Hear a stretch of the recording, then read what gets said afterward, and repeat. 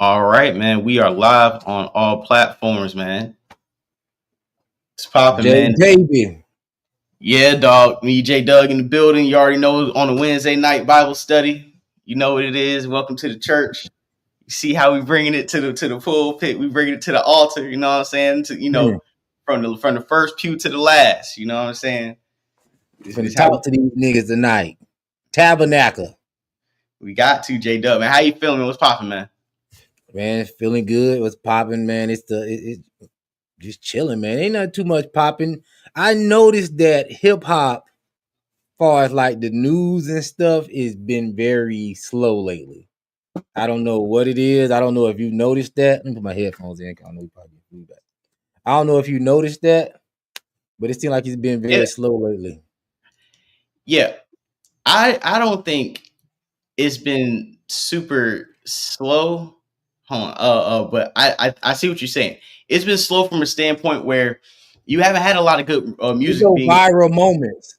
right, right. You know why though? Why? It's really because of how they consolidated the music industry for real. And as far as like, it's not a lot of these departments that used to have these black subsidiary groups, these rap sections or departments in these labels. And, for the past few years where they took down like Julie Greenwald or a lot of people at Atlantic, how they had a crossover. Not a crossover, but a turnover in like the establishment and who people, how they used to work and whatnot. I just really do feel like I agree with you because hip hop right now is not as fast as it was when it was coming up just a few years ago. You know what I think it is? I think it's nobody care about the young nigga rap. Who is the new hot young rapper that old heads is like, yo, young blood got it? Mm. Who's that new person that's coming out that's finna be like a new NBA young boy, a new Kodak Black? Somebody that come from that level. If you thinking about hip hop and looking at the rap game, just look at the XL cover list. Who did you know off that list? Man, what's his name? Jello Ball. That And was, you don't know him for hip hop. that's what I'm saying. That's the only dude I knew on the list. And I'll be like, just like you, we listen to I'm music on social media every day. like I ain't honestly. like no nigga that's like trying to get away from the young niggas. They Hey man, just not popping. I'm still hearing about niggas our age. We're still like niggas that's in their late 20s, early 30s. They're running hip hop right now. These young niggas, they not running hip hop like we was coming up. do you think We it's still people talk about Drake. Drake our age.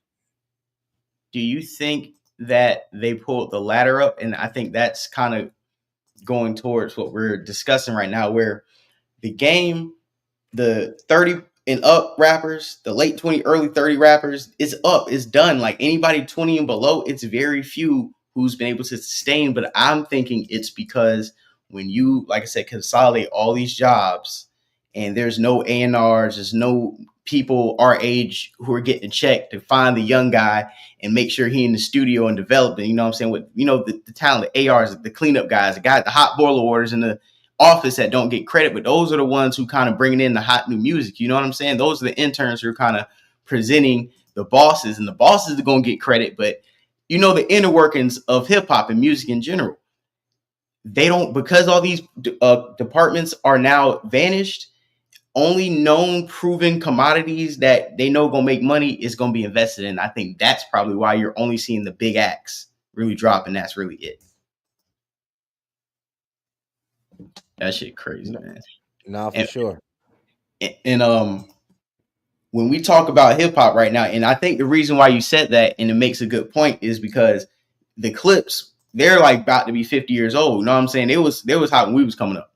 So it's crazy to see that they still have hype for an album. And why do you like? Do you think that this is gonna be good? Do you have any anticipation about it? Like, what's your mindset coming into this Clipse Pharrell 12-track tape? Um, I never was an Eclipse fan. I always been a guy who liked it Pusha T. I always been a Push fan, but I Right, never right. really liked the Eclipse. I believe that this album is going to be interesting. I'm surprised No Malice did the album, considering that he was all on the the Christian thing, and he wasn't going to be doing any cussing. And far as this, so far he hasn't. And the Right. singles that they put out is subpar to me. I feel like they nice songs. I feel like they nice tracks. They nice cuts. But it ain't no, you know what I mean? Ness and Rick don't. Oh, if I'm saying that wrong. Neck and wrist don't lie. It ain't that. It ain't Nah, no Diet Coke. It ain't no replay value in these songs that they've been putting out. Now, when you listen to them, you gonna listen. They're right. They raw. I like them. But right. I'm not. They not. They haven't forced their way back into. They haven't forced their way into the playlist. All right. So I'm expecting the album. If these the singles, I'm expecting the album just to be full of cuts, no hits, and which I'm going to probably say that going to make the album mid. Yeah. I'm thinking he probably needed Ye back chopping, to be honest. I feel like Pusha T shouldn't really be doing nothing without Kanye on the music side of things at this point in the game, to me. See, I hear what you're saying. I gotta disagree, especially with that first track, the way the beat switches up, and both of them rapped. I think really it might be the first. Actually, no, I'm sorry. The first two set tracks they dropped to me are crazy. Let me clear that up. No, the first two tracks they dropped to me, they go crazy. Mm-hmm. The beats, the videos, like I think to me, just personally, I'm hearing a 2 for 2. I heard a Kendrick verse that sounds. I didn't hear it. I didn't hear it all. It was like a snippet. That sounds good. I like the feature list. To me, I have like a very high expectation of will it have hits that are going to be on in clubs or whatever. I'm not gonna say that, but as far as quality music, I believe it is. Like I said, the first two songs to me personally, it sounds like butter. It sounds like that. It sounds like they made this on the stove. And I'm excited. On a 10 out of 10 level, I'm thinking is for me personally, it's a 10 out of 10, not only rollout, but the music is matching the aesthetic. And I'm thinking because of the publications they went to, because of how they are taking an old school approach, the merchandising they have with all the streetwear brands, they're having like capsule collections. This is a Grammy rollout. Like this is gonna drop, and then this is you know what I'm trying to say. This is a Grammy campaign pre-album during post Grammy run in February, and they expect to be in that running. And that's just how I'm just seeing it from that level.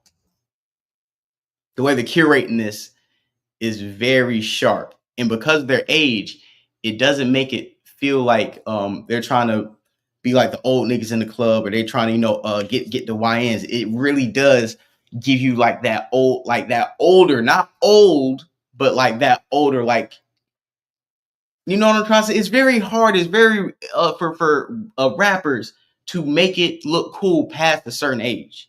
That's I think is one of the most difficult things because Nas can rap, Cool G can rap. You know what I'm saying? Rakim, they can rap. It's a lot of dudes who can rap, but I think the way they're Who making you it look. think Push get it from though? What do you mean? He get that from Kanye. Kanye is the only person that you see rap and you don't think about their age. Kanye is the same age as all those other guys. That's who taught Pusha T how to effortlessly to move into that fashion, to keep himself looking young, to keep himself rapping young. He studied Ye. That's why I don't feel like he should be doing no music without Ye, because I don't think it's going to sound right with just Pharrell production or Okay, whoever production that he has. So far as the singles, far as songs sound dope. They sound nice. Far as like, do I replay those track? Ali Vaca. Chata. But Melly was just saying a whole bunch of nothing. hey, Yeah. hey, With man. Pata. Coming to with Shata. You Bavata Ata. You gonna die at the altar. I'm like, okay, it was raw, but I'm like, this nigga's malice ain't say a damn thing. The Okay, strings was raw, the rollout was raw, the fashion is raw, what they doing is raw. For older people, yes, you can't come out like that. Jim Jones think that's what he is. But Jim Jones only have one aspect of that, which is the fashion. That's it. He really don't have that music side of things. Cause why? Wasn't touched by Ye. And Ye tried to help him out, but he got on there acting crazy. What he told Kanye? I don't know how to send a Oh, file. yeah, the PDF file. And he was like, all the Mayans around you, and you can't send the PDF file. But you know what it Yeah. is, though? I'm telling you what it is. And that in the Jim Jones Kanye situation, Kanye got finessed by a Harlem nigga. That's what happened. And a hard see because we keep forgetting Kanye at the end of the day, Kanye don't come from like no real like street mindset. You know what I'm saying? Even if he's been around that, that's not where he at, right? Jim Jones being Harlem, Jim Jones a Harlem nigga. So Jim Jones brokered the deal behind his back to get the 2 M's, right? And then came back Kanye like, okay, send me the file with all the YNs, you know what I'm saying? They stuff, right? I feel like Jim Jones looking at it like, why would I give you a PDF file for all the YNs creativity merch and all this other stuff, like you about to do something with it and you could take this and run off with it, and you might be trying to do this for the 2 M's. Or maybe, you know what I'm trying to say? Like maybe it was deeper than how Kanye presented it. And the reason why I kind of think like that, because like Jim Jones really ain't, and even when Jim Jones talked to it, it sounded like, yeah, I finessed Kanye from 2 M's and got up out of there. Let him hold the Dipset chain, got my M's and peeled up. And But that's see, why that's he the was talking problem to her. with Jim Jones. He always trying to finesse a situation rather than seeing how he can massage himself into a better situation and kind of get where he trying to go.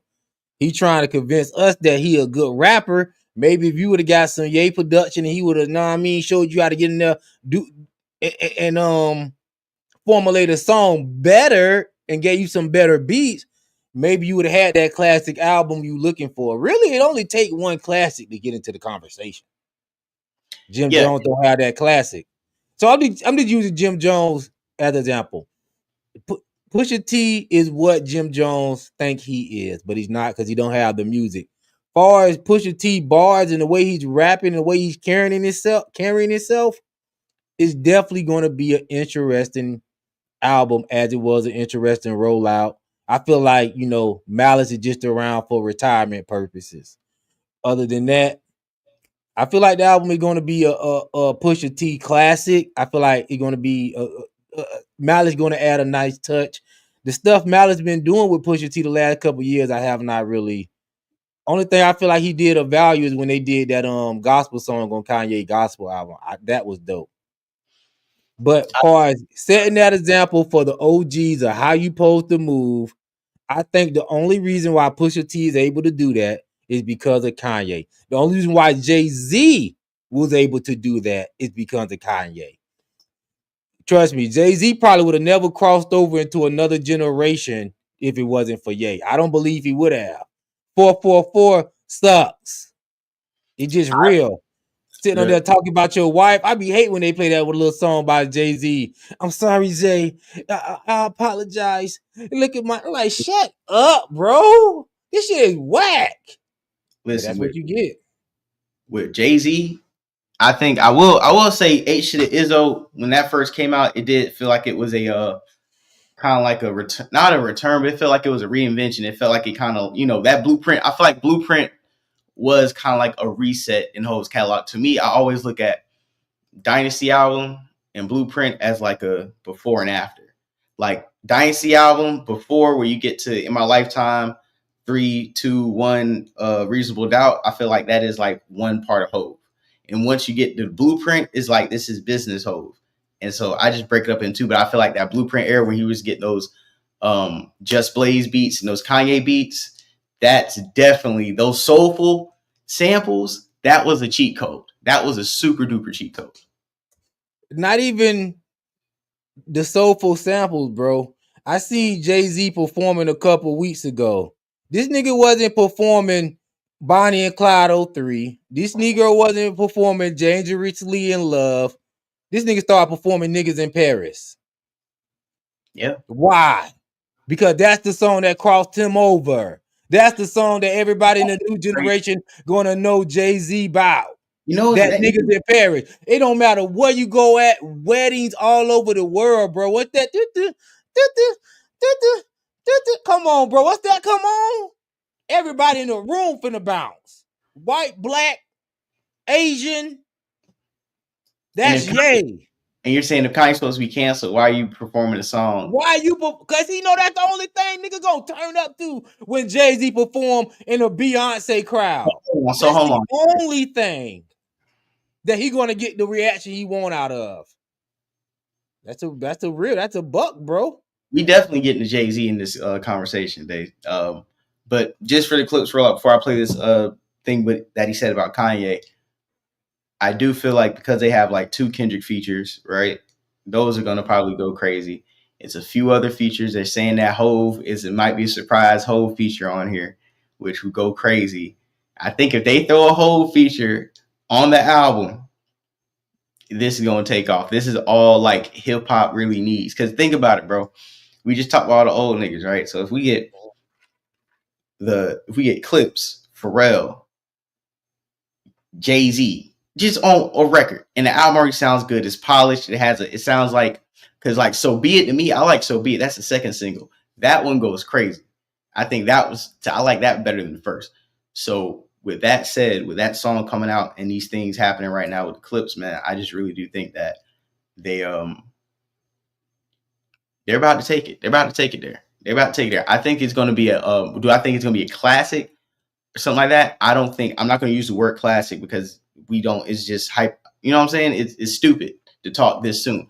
But I do think this will be an album that meets expectations as far as how it's going to sound, how it's going to carry over to the people who want it, because they even leaked the album, apparently.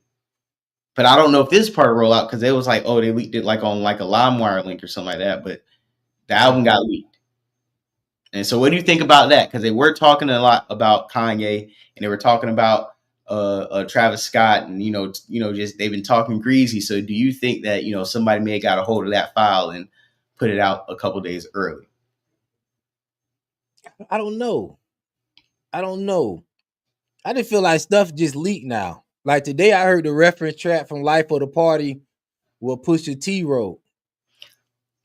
So it's like, so how can you say this about Kanye and you heard that Pusha T verse? You like, this is one of the greatest Pusha T verses of all time. He didn't lay it like yay. That should have been a Pusha T. That should have been a Pusha T. Everybody make a Carlos shirt, but it ain't a polo till you see that horse. Listen, man. Listen. That ain't Ralph though. It's like Kanye say, it ain't Ralph though. It's a good verse, but when Ye was spitting it, it just sounded a whole lot better. When Pusha wrote it or when he performed it for the GOAT, it sounded good. Yeah, nah, I can't agree. I can't. When I heard that Life of the Party reference, I'm like, bro, this is one of the best like Pusha T verses. And I know how Kanye act, because if you listen to Kanye talk about, no, my bad, not Kanye, if you listen to Dave Blunt's, the fat dude, I can't put down the cup. When he talks about writing for Kanye. You listen to Dave Blunt's? No, but Dave every day. Yeah, Dave Blunt's writes for Kanye. Blunt's the hardest out right now, bro. Yeah, but what he was saying was like, when you write for Kanye, like you kind of talk to him and stuff, it's kind of, just a songwriter type shit. You just write these verses. But hearing Pusha T perform like that, and I'm like, bro, if you would just put a 150,000 verse on there, or if that would have been a Pusha T song, that could have been in his catalog. No, because some of the words he didn't even, the words that Ye replaced made more sense. I would listen for the hard points, and the hard points Push it wasn't Push. The hard lines wasn't Push. Nas on that album, do people care about that feature? I think that's fire. I forgot about Nas. I think if Nas on the album, that is super dope. That's even Push. That's up in the air. That's what I'm saying, bro. That's up in the air. I care about Jim Jones. Oh, hell no. Jim Jones is not. Jim Jones is not coming to the party. Hey, Black Band, I'm telling you, you gotta look up the Pusha T Life of the Party verse, bro. It's like, I'm telling you, all I did after I heard that was get mad at Kanye. Because I'm like, bro, I wasn't mad at Kanye. I was mad at whoever leaked it. I'm like, yo, some of this stuff don't need to be leaked, bro. Leave well enough alone. We know Kanye don't write his rhymes, but it's cool. But I didn't want to hear that. I knew he didn't write Life of the Party. It's just like if you hear that he didn't write no more parties in LA. We know he didn't write no more parties. Know what I mean? But it's just like, don't show me. Just let me enjoy what I enjoy. I still like Life of a Party. That's a yearly record. You Nah, got to, hey, but I did not know Push wrote that. That's wild. I don't like that though, but I don't know that. But yeah, that goes crazy. Hey, holla at the dude but on go King. to back. I'm sorry for what you're saying, but go to back to what you're saying is the reason why Kanye can still be looked at as he helped Pusha T is because, like I said, I don't think Pusha T got that sauce that would have pulled him into this point where he's still like a relevant artist. Like he probably still a top 20 rapper right now, as far as sales and everything. I don't think he would have got there without Kanye and being in that room with Travis and being in that room with Drake and just being in that camp of relevancy, bro. That's a different thing. You got people like Jadakiss that we know can spit, but if Jadakiss and Pusha T drop an album, we gonna go listen to Pusha T because of his relevance right now, not because he's just not as good. I mean, Jadakiss not just as good. Yeah, It's just Jada. that the I relevance right now is Pusha T. We waiting for that new push. You know what I mean? yeah, It's just like he said in Infrared. We all know what they waiting to hear. Push. but That's real. I will say this though, man. Like, Yeah, no, Push ain't been no problem before. Ye, and I'm responding to the guy, and hey, go ahead. he said Pusha T been a problem before Ye. Before Ye got drunk off the Hennessy and said it's Pusha fucking T. Nobody wasn't paying attention to Pusha T. That was a viral moment before viral was viral, bro. We talking about 09, 08. Kanye jumped up and was like, yo, this is Pusha fucking T. Y'all pay attention on one of the most Kanye rememberable rants to me because I really forgot about Pusha T up to that point. And then we put him on the let's have a toast for the douchebag. Yeah. Devil. I forgot the name of the song. But once he Uh, put him on that, it was just solidified. That verse was just too hard. He was Runaway, on the Runaway. job again. Runaway. Yeah. That made Push undeniable, bro. So Hey, being on records like that, life-changing records, bro. No, Jadakiss don't have that in the last 10 years. hold Jadakiss on. don't have not one life-changing record in the But last listen, 10 years. I don't know what you listen to, bro. But Lord willing is fire. Lord willing, this 20 years ago. Thank you. Push been an issue since grind and stop. Thank you, bro. Till the casket drop. Like, come on, bro. Niggas, come. You got to relax. Y'all Pusha T. talking about as fans. I'm talking about as relevancy and industry But and listen, just being out there. If it Lord. wasn't Okay, for Ye, it's a bro. lot of people that been a problem that's not a problem right now. Listen, Clipse dropped like 3 albums, right? They dropped one like in say '02. I think it was Lord Willing was like their first album, right? That was like an Mhm. '02, '03. Then he dropped Till the Casket dropped. So I remember like in '08, right? And Mhm. then Malice retired, and then Pusha T kept working with Pharrell and Kanye, didn't start working with Kanye for real. But he was hot. And then his brother retired, and then he just kept being hot and then started working with Ye. So I feel like you can't not push a T and say he was never relevant. I mean, think about Pusha T How on did he Mercy. kept being hot? Think about Pusha T when the casket drops. When they dropped their last album, the clips were so hot. And then when he got with Kanye in My Beautiful Dark Twisted Fantasy run, Pusha T was hot then. Mercy verse, Pusha What? T was hot. So What he I'm was dropping then, though. I'm talking about without Ye. oh, the What was album. he dropping that was Oh, making oh, noise? bro, he had the I forgot he had like the barcode album. He had That that was with Ye. That was My Name Is My Name. my name is my name. That was That was fire. good music. That was That, with Ye. okay, but I'm what saying without Ye, what do they have? What do we have he has without a that whole Ye push? catalog with his brother. He has a whole catalog with his brother. That's He's that's I'm talking super about versatile. in the last 15 years. What do we have? He's been on good music. He's been on good music. Where That's did what you I'm want him saying. to do? Okay, So, let's well, why let's would we rest take it that right there. away? That's Let's like rest. saying that's like Okay, let saying me man, ask you this. the way Let me ask Kobe you this. screams. Do you think if Jadakiss was on good music, he'd be just as successful as Pusha T? Not successful. I take that back. Relevant That's a great question, and musically. because they both relevant for the conversation. Do you think Jadakiss would be relevant musically, like Pusha T, if he was on good music? I want to say no, because Jadakiss hasn't really dropped any, like, he's dropped fire albums, but Pusha T is younger and he's more relevant to like me and you and a little bit younger. Like Jadakiss couldn't have win at Drake. It don't matter what Jadakiss could have said. Just like certain people like couldn't come at Drake or can't come at certain people. And what Eagle West said, his bars are a little limited. You know what I'm saying? Ooh. And I like Jadakiss. He's one of my favorite rappers, but I think Pusha T, Pusha T is 48, bro. Listen, because Pusha T came in with the Pharrell Kanye production, which has been the sound of this like millennium, I feel like that's 50 relevant. Right, but I feel like Pusha T is more relevant because he's been because of Ye. That's it, bro. It's not because the only factor. That's if the only, bro. If that was he went Pharrell right now and he got hype, and it don't matter. He couldn't. This album would not be any more hype. Let's slow down because I just read an article where they said the Clipse tour only at 20% sold. Look like it's going to be a flop. They say they only sold under 1,000 tickets so far on their tour. Yes, Daytona was freezing now, cold. You telling me if he was with Ye, that tour wouldn't be sold out?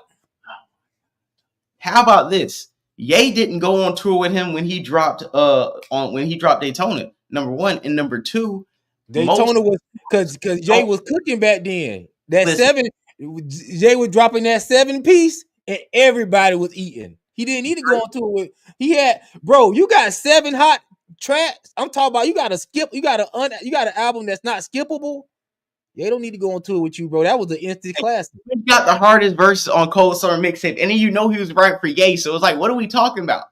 If I'm writing Ye's best verses, and then I got the verse, I basically wrote the whole song and let Ye get a cool verse. Bro, that's like you telling me Quentin Miller is rawer than Drake because he was writing for Drake. Hey, what's that song on? Hold on, what's that song on said? You cannot compare Quentin Miller to Pusha T. That's blasphemous. But this what I'm telling you. You can't tell me just because you write for me, you giving me sauce. You not giving me sauce because you writing. You just writing. I'm already sauced up. I can get on the. This what Ye could get on the track and say scoopity poop, whoopity whoop, scoop. Nah. Come on, and I remember it. You know what I mean? Whoopity scoop poop. I'm trying to tell you, dog. Come on, bro. Whoopity poop. That's why, bro. Listen. What's that song? Kanye said, "Hold up, I ain't trying to stunt, man, but the Yeezys jumped over the jump man." Yeah. But listen, I feel like Pusha T wrote that. New God Flow. Pusha T probably wrote New God Flow from the beginning to because he had 2 verses on it. Let Ye cosplay Malice. That's all we was watching. That's all he was watching. Hey, that's good enough. Kanye want to be Malice. I don't know because Kanye had the hardest verse on that. Picture you working so hard and you can't cut through. That could mess up your whole life like an uncle that touched you. What have the world come to? I am the. Oh, come on, bro. Yeah. But and listen, Chicago belly pan and card note. Come on, man. That sound like Pusha T flow right there, bro. How did you bring that to my attention? Yeah, Pusha T probably wrote all the old songs, but still. What's up? What's popping in the chat, man? Niggas showing love. We got to salute everybody in the chat, man. I appreciate it. Salute. Yeah, I'll say this. What matters more, smoking Drake in the beef or being affiliated with Ye? He ain't smoked Drake in the beef. Man, he won that bro, beef. Even when they talk about Story of Adidon, bro, they do not say that's a classic, bro. That don't even get mentioned in. That was more. Man, yeah, they do. Value, bro. We can look up, bro. Yeah, they do. That's a classic. I know they got hip hop lists. That's definitely a classic. Ye's last good effort was Donda 1. Everything else was Boo Boo. I can stand next to that. Ye's last lie. I would not stand next to that. Ye's last effort was Donda. Everything else since that. Bully is a classic. You didn't hear it. What came after Donda? Yeah, Bully is a classic. I think that was after Donda. No, Vultures 1 is a classic, bro. You qualing. Now, Vulture 2 is not. I ain't gonna lie about Vultures 2. I Vultures can't 1 call is a it. classic. Listen, it was Did you listen to Vulture 1? Yes, it can be considered a cool album if You you like. listen to it through and through? I did. It was cool. It was cool. I wasn't like You ain't got 10 you ain't got 10 tracks off I didn't even Vulture. say it was bad. I said it was cool. Cool is like, okay, like I can sit with this for a little bit, and whenever I'm like, you know, I rolled out the Vultures for a half a year. It was fire. that's all I'm saying, man. I'm trying to figure out, but And I'm not being biased. I'm saying Vultures 2 was like, I don't know why that even made it out. That was garbage. But Vultures 1 was good. But I will say, okay, I'm almost forgetting. Let's get these clips rolling, right? And Cousins was fire as hell too. Let's not sleep on Cousins. No. Man, I'm sleeping on Cousins. They went nothing fire about that. It went nothing. It was no. It was no fire there. That was a wild one, man. That was a wild song. When that shit dropped, I'm like, yeah, dog, we gonna pack this. I was like, that was a. I started going crazy on Twitter that day. People fucking me on Twitter. I was like, yo, this is the day I stopped fucking listening. They were like, that's the day you start messing with Ye? They were like, you gotta. I'm like, you're gonna. If a woman would have made Cousins, y'all would have been whining and crying and complaining and talking about let's have a sister circle. If you said who? If who made it? Circle. A woman. Oh my god. These niggas is crazy. I'm telling you straight up, bro. What do you say? Ye got 2. What do you say? It's definitely a hot take. Late registration. Oh, okay. Trevor said Ye only got 2 classics: Graduation and My Beautiful Dark Twisted Fantasy. That's crazy. Trevor, you trolling, bro. Life of Pablo ain't a classic. My Beautiful Twisted Fantasy ain't a classic. Yo, Black. Late Registration is not even a classic. No, he did say my Graduation and Beautiful Dark. Yeah. I got too many. Jesus the King is a classic, bro. No, dog. No. See, that's the problem. Everybody want to put things in classic like categories. Bro, this is how I gauge a classic for the boy Jay. Do you skip a track? And I don't skip no track on Jesus is King, bro. And it's a classic. So Houston, now, yeah. Like I'll go back, for example, Vultures 2. That would just that wasn't good. I can give y'all that. Just to let you know I ain't being biased. Vultures 2 is not even listenable, bro. You know what I mean? Mm-hmm. But real quick, Black and Bane, Watch the Throne is a classic, 10 out of 10. If you have if aliens came down into space and it was like, yo, just give me a certified hip hop rap, like give me one of your best. You grab that out of a glass case where you keep the good champagne. And I'm gonna throw some. I'm gonna push back on that. You gotta drink champagne to that. You gotta drink champagne to watch. There's some skippable tracks on Watch the Throne, bro. No. You serious? No. Are you serious? No skips. It's skippable. No skips. You tripping. I'm about to put, bro. Only Watch the Throne is only good for half an album, bro. The last part of Watch the Throne is trash, bro. You out of control right now. You out of control. I'm pulling it up. I'm gonna go track by track, and once we start laying the tracks down, you're gonna be like, yeah. Up right now. I overestimated that. This on the screen. This on the screen? Oh yeah, I'm about to move up. You moving faster than me. Yeah, the chat moving. The chat moving. I'm about to go ahead and just okay, boom. Got track list. See the track list. The last half of the album was trash. I think the last 2 songs was decent. Okay. Bro, Otis is trash, bro. Oh, you're tripping. Otis is not no hit to me. Tripping. Bro, these are the hits. Bro, No Church in the Wild, Lift Off, Niggas in Paris, Gotta Have It, New Day. That's My Bitch is not no classic. Welcome to the Jungle is not no classic. Yes, it is. It's fire. You Can't Stop Me is not no classic. Murder to Excellence is not no classic. Murder in Made in America is not no classic. And Why I Love You is the classic. That's the last classic they got. Let me see what's on there. Ham, fire. Primetime fire. The Joy Curtis Mayfield Come on, classic. Bro, you got all 5 skips, bro.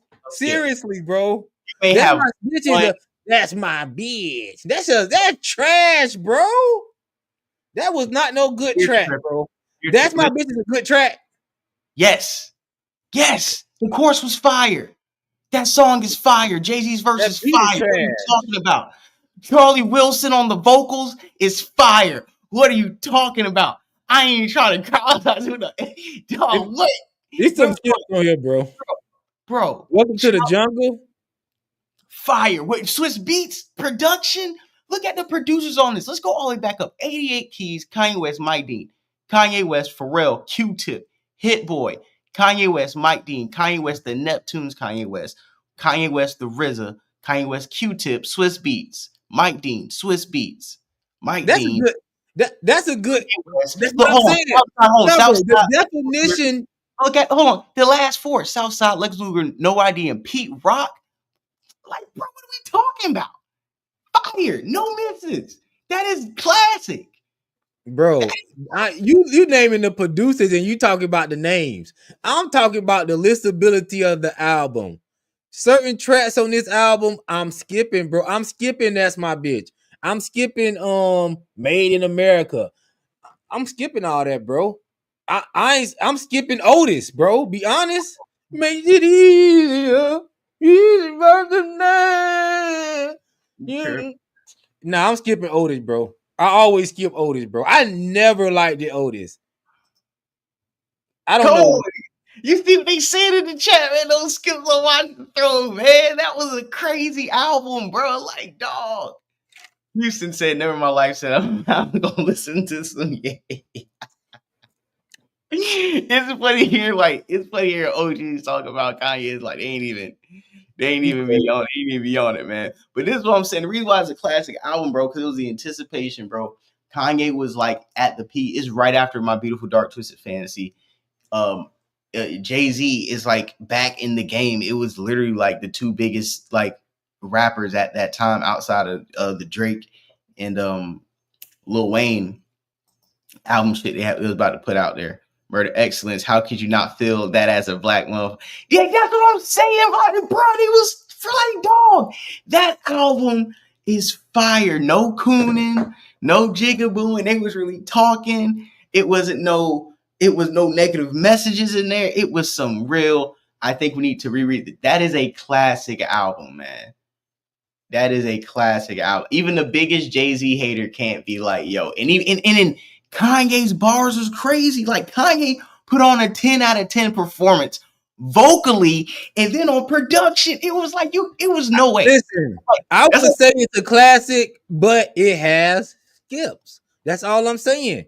And I'm telling you, albums like Jesus is King don't have no skips. Donda don't got no skips. Vultures don't got no skips. It's real talk. This is one of the best concerts I ever experienced. I'm saying, bro. My cousin said he was there front row. So it was crazy. May Cosmetics. She already know what time it is. Like, and I'm telling you, bro. Like Drake wasn't big then. It was only 2011. Drake and Kendrick Cole was still on the come up. Yeah, but it was the reason why Watch the Throne was rumored to drop is because it was rumblings in the industry that Lil Wayne and Drake was about to drop a collab album.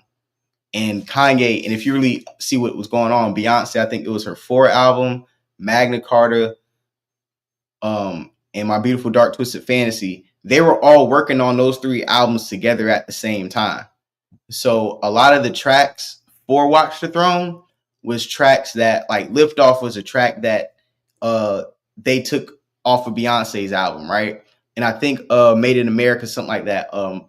But a lot of these songs were songs that they took from Beautiful Dark Twisted Fantasy or Magna Carta. That's why they kind of have that sound. It sounds like a good intermission between, and it sounds like it's still in the encapsulated air. And that's why I think it's a really good album, because they were all, it was like this music seemed like it was made in synergy in a way. It was made where they were all cooking it. Nobody, you know what I'm trying to say? Like they're all cooking it at the same time.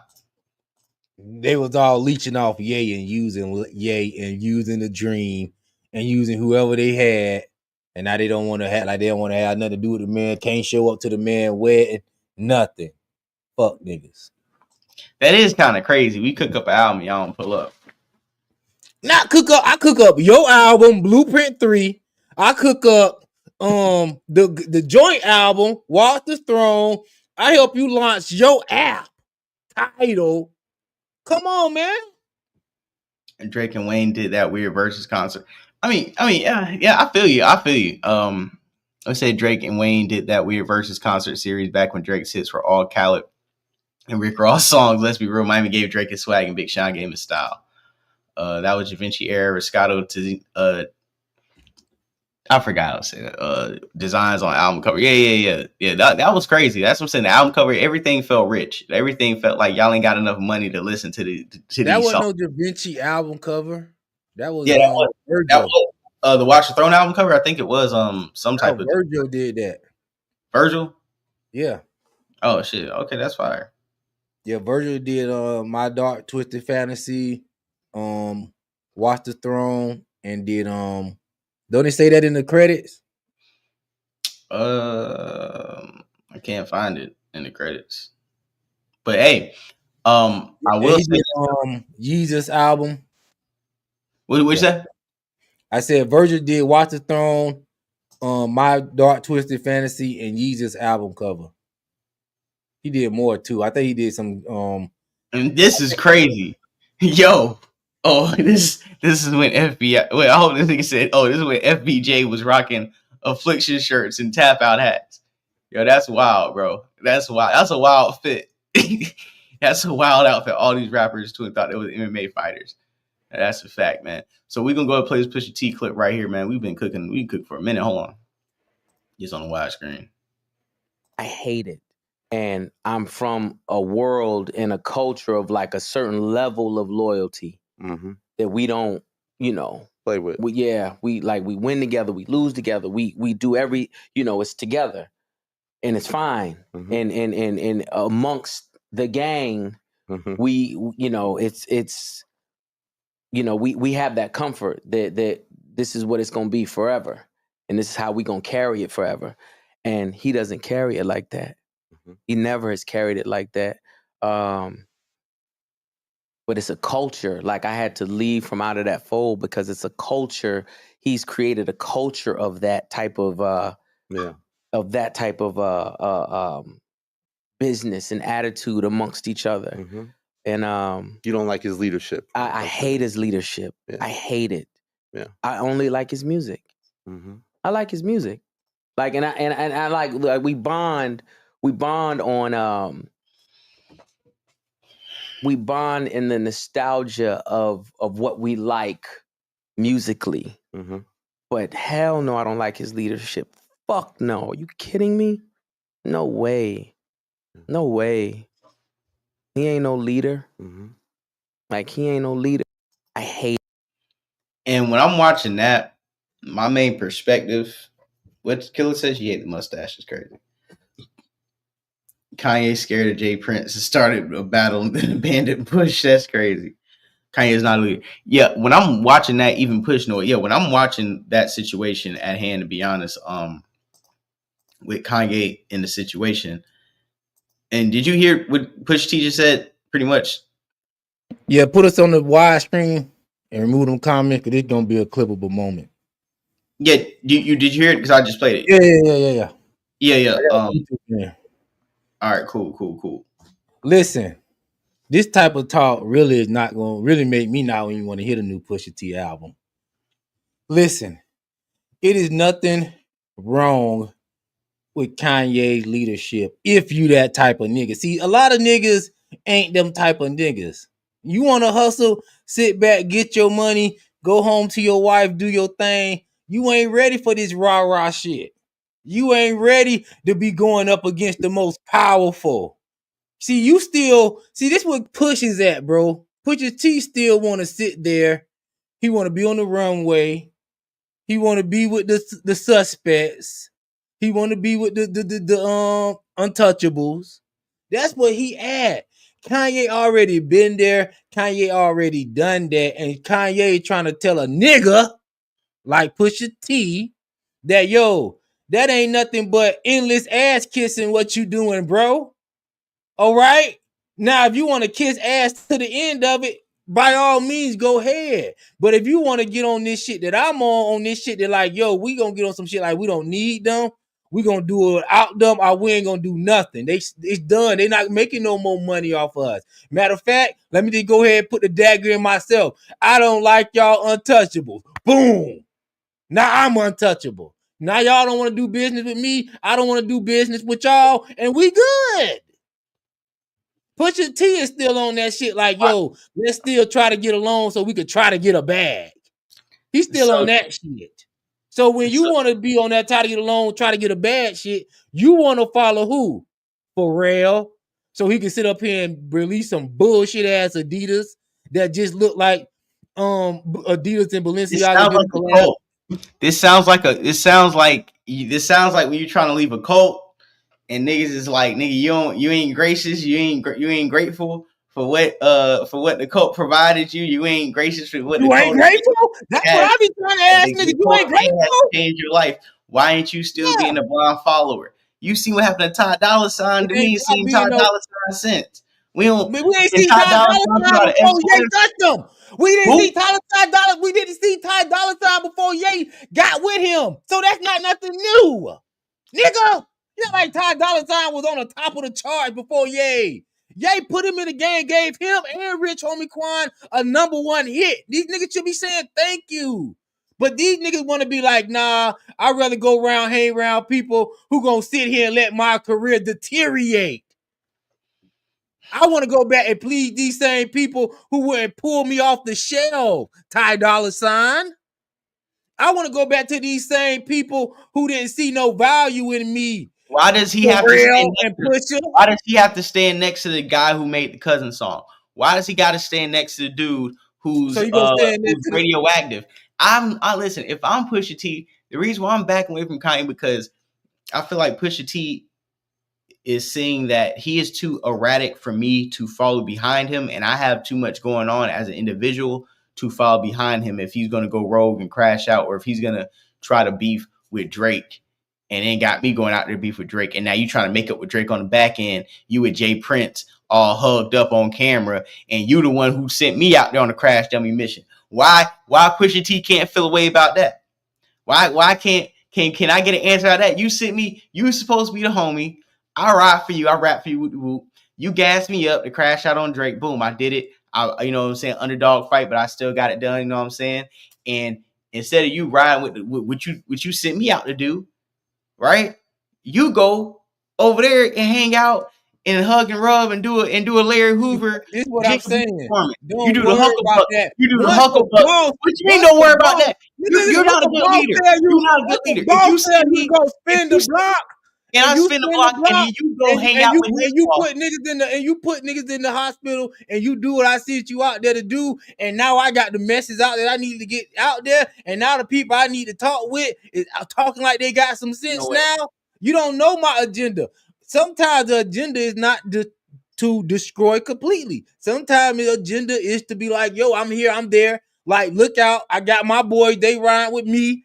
We good. Sometimes you just want your big dog to be like, man, go swing on this nigga. Just because I go swing on the nigga, I didn't tell you to go shoot him. Now, if you decided to go shoot him and do the most, that's on you. You did that. It's over. Let's move on. Back to business. It's nothing to it. Let me read some comments real quick. That Kanye go back and forth on whether he likes Drake or hates him. Don't know if he loves the small hats or hate him. I still play Ty Dolla $ign's mixtape from 2014 to 2015. I think it's one with the that's 10 years ago. It's the mixtape with the I think the flowers or the roses on it. I forgot what it's called, but that mixtape does go crazy. That one is one of his best tapes, album or mixtape. Cudi gave Kanye the juice when he was falling off after Yeezus. Tell me how I'm wrong. Guilt Trip is probably the hardest song on Yeezus. Guilt Trip is definitely the best song on Yeezus. You say Kanye gave. No, Cudi gave Kanye the juice. Shut up, bro. Eagle Red said Ty Dolla $ign. Hold on, he says Ty Dolla $ign technically writes more music and was signed Taylor Gang. Yeah, Ty Dolla $ign is great in his own right. Ty Dolla $ign is great in his own right. Now, was he on top of the game? No, but did he elevate his game by getting with Kanye West? Definitely. I can't say he didn't elevate. But at the same time, just like but listen, just like with Ty Dolla $ign, you don't. And this is what I'm saying. This is what I'm saying. No, I'm gonna say it like this. I'm gonna let you go. Yeah. And if you feel like, you know what, this guy is not who I want to be around. He too erratic. Don't come around me at all. Don't wait till you get a check. Don't wait till you get a catalog. Don't wait till you get some relevance. Don't wait till you get some steam. Don't come around me. Don't try to come around and use me. And that's what Ye is tired of, bro. If you don't like me, this is the same Ye. Ye gave us the documentary on Netflix. Giannis. We saw it. Ye haven't changed, bro. If you don't want to be around a man, don't be around. Don't say, oh man, you crashing out too much. I'm the same guy that when I went to George Bush, I'm going at the Jews. This the same guy, bro. You know what it is, bro? This is what I'm trying to tell you, bro, what it is. The same irrational. It's different when I'm riding with you, like you know, we get the job done, this and that. But when you're now when you broke, money, when you're compromising, it's not broke. But if you're slowing down my bag and compromising deals, then I'm not going to bag. That's just what it is. Like my loyalty, if I can't feed my family the same because you don't know how to shut up and goddamn just do the rollout, cook up some shoes, drop the tapes, I'll write the raps, and we will keep making billions of dollars already made. This is what you got to understand, but Jay. This is not how I became Ye. It don't matter. I didn't become Ye by shutting up, bro. That's why I say don't come around me, because I didn't become Ye by shutting up. I became Ye by jumping on that stage. I became Ye by going off script. I became Ye by going at them big dogs that you scared of. I became Ye by saying F Nike. So if you don't want to be around a nigga like that, they're gonna say F your boss. You don't want to be around a nigga that's gonna be like, yo, F the corporations. I wouldn't fuck with that nigga, period. Don't wait till you get a bag. Don't wait till it no longer service you. That sounds like some Diddy shit. No, it sounds like the church of Ye. I was getting my freak on, but when it wasn't favorable to me no more, I'm out. Salute. First, let me go down on the comments real quick. Salute Nerd Nash. Salute, man. Hey, like I said, me and Nerd Nash talked about the Drake rollout. I think it was Sunday. Really great show. Y'all guys got to follow him on X. You guys got to follow him on YouTube. Really good content creator. He knows what he's talking about. He actually talked me off of what album did I say was a classic, man? I think I called Daytona a classic, right? And he actually told me that it wasn't. He actually was talking me off the ledge of calling it a classic. And I was saying, okay, because of the album length, there's only 7 songs, then I can't consider that a classic. And that, I think that was a valid point to make. It's a great album, 9 out of 10, whatever. If we just give it mics, I'll give it a 4 mic, but it wasn't. I can't give it 5 mics. So easy dick sucking air is over. Yeah, that's what I'm saying, bro. Like we out here. Beach House 3 is fire. Ty Dolla $ign mixtape. 88 Ways to Live said we need more pods from the both of you. One of the best duos on the internet. Really appreciate it, man. You already know me and J Dub cooking up right now, man. Me and J Dub cooking up, man. Genius, bro. Who's and Kanye didn't put that out. His longtime friend, filmmaker, turned his back on him when the mics took him in. That is true. Dude definitely flipped on him. What's his name? Cuddy, whatever his name is. Yeah, he definitely took the footage and got the bag. He talking facts, man. Hey, listen. I think Nerd Nash. I think he agrees with your point about the Kanye about with This is what I'm saying, Florida Boy J. Yeah, is wrong from this nigga out of the bag. You know what type of nigga Kanye West is before you go around him. A lot of these dudes, they just be looking at the end road of like, yo, I'm finna da. No, bro, don't go around the man. He hasn't changed. That's what I imagine what he is in person probably worse than what we see on camera. Pusha T probably done seen the worst. He probably done seen Ye when he ain't sit there and took a bath in a week or something. Know what I mean? He done probably seen the worst of Ye. So I don't want you to be sitting right here. Oh, I can't get it. No, when you was broke, when you needed some relevancy, when you saw that you possibly will finna have to take your ass back to the church with your brother and go from the Clipse to goddamn the church boys, you goddamn got with Ye, and that made you think that, yo, I can see this thing too. Maybe I can be an old ass rapper. Hey, salute Louis Tree said J-Dub in the gym and got a good job. You know that's right. Nigga. Never played with I have him. not been in the gym. Goddamn, nigga, just roll with it, man. No, because I want people to know if something happened, I ain't because I'm a diabetic. So Oh, damn, my bro. weight is down. Yeah. All right, My man. weight Damn, is down. everything Yeah, good that's though? why I had to fall back a while. I didn't know I was diabetic. You know, when I was coming around and I was losing all that weight, I lost like 70 pounds in under like 6 months. You saw me. Yeah, but I I had to didn't go know. to the emergency room and all that. God So when damn. people see me, yeah, that's why I was off the scene for a while. And I didn't know I was a diabetic. So I know people probably sometimes they see me like, yeah, I saw you a bigger, which I am still got weight on me, but people see my face and it's skinnier. Yeah. But Hey, yeah, What yeah, up, Florida I boy ain't been. Jay? Is that my nigga J Dub? yeah, J That Dub, him? yeah, You can't see. Nigga, I'm hiding a motherfucker. My nigga, salute. What's going Goddamn. on? Yeah, man, I hear y'all up here talking about Ye. I Yeah. just don't like that nigga. That nigga's a culture vulture. He go wherever he go. When it don't go his way, he throw a temper tantrum. That nigga career is built off sampling beats. That nigga has a remedial flow. And it's just like for the niggas that can't really rap and he gives them hope. Nigga, that nigga ain't got no bars. That nigga, last time that nigga had bars was never. I'm like, I just don't like that nigga. He's worse. Look at what he's surrounded by. I just don't like that nigga. He's the token nigga that's gonna do token nigga shit. That's just what I think. You get me? Listen, why you Tennessee, by you saying that, we reverse it. We have reversed the meaning of things. If Kanye wanted to be a token nigga, he could be the perfect token nigga. You right? You know that, right? He could still He have his is Nike right contract. now. Listen. He could still have his Nike contract. He could still be like these other old ass rapper up there riding Rock Nation sack. He could be doing all this, bro. This man chose to say F the main people that all these Negroes care about, bro. This what this man chose to do. He could still be selling Dog, Yeezy 300. Listen, he could still be selling Yeezy $300 a pop. Kanye ain't a culture vocal. dog, Going to your second point. Listen, going to your second point. He ain't a culture vocal. Kanye is culture. The only reason why fashion and people like Pharrell and all this stuff is one of the main components of hip hop, probably one of the most important components of hip hop in the Instagram era, more than your lyrics. So he done ushered that in, bro. He's like, yo, my lyrics trash. You think my lyrics trash? You think my bars whack? What about this shirt? Yeah. What about these shoes? Yeah, fresh. You know what I'm saying? He brought that to hip hop. So this is all we seeing is a whole bunch of little Kanye's right now. hey, Listen, dog, the devil convinced So he people can't be a he culture didn't vocal. exist. The Huh? devil convinced people he didn't exist. That's all Kanye doing. He's still making money from his shoes and clothing yeah, and music.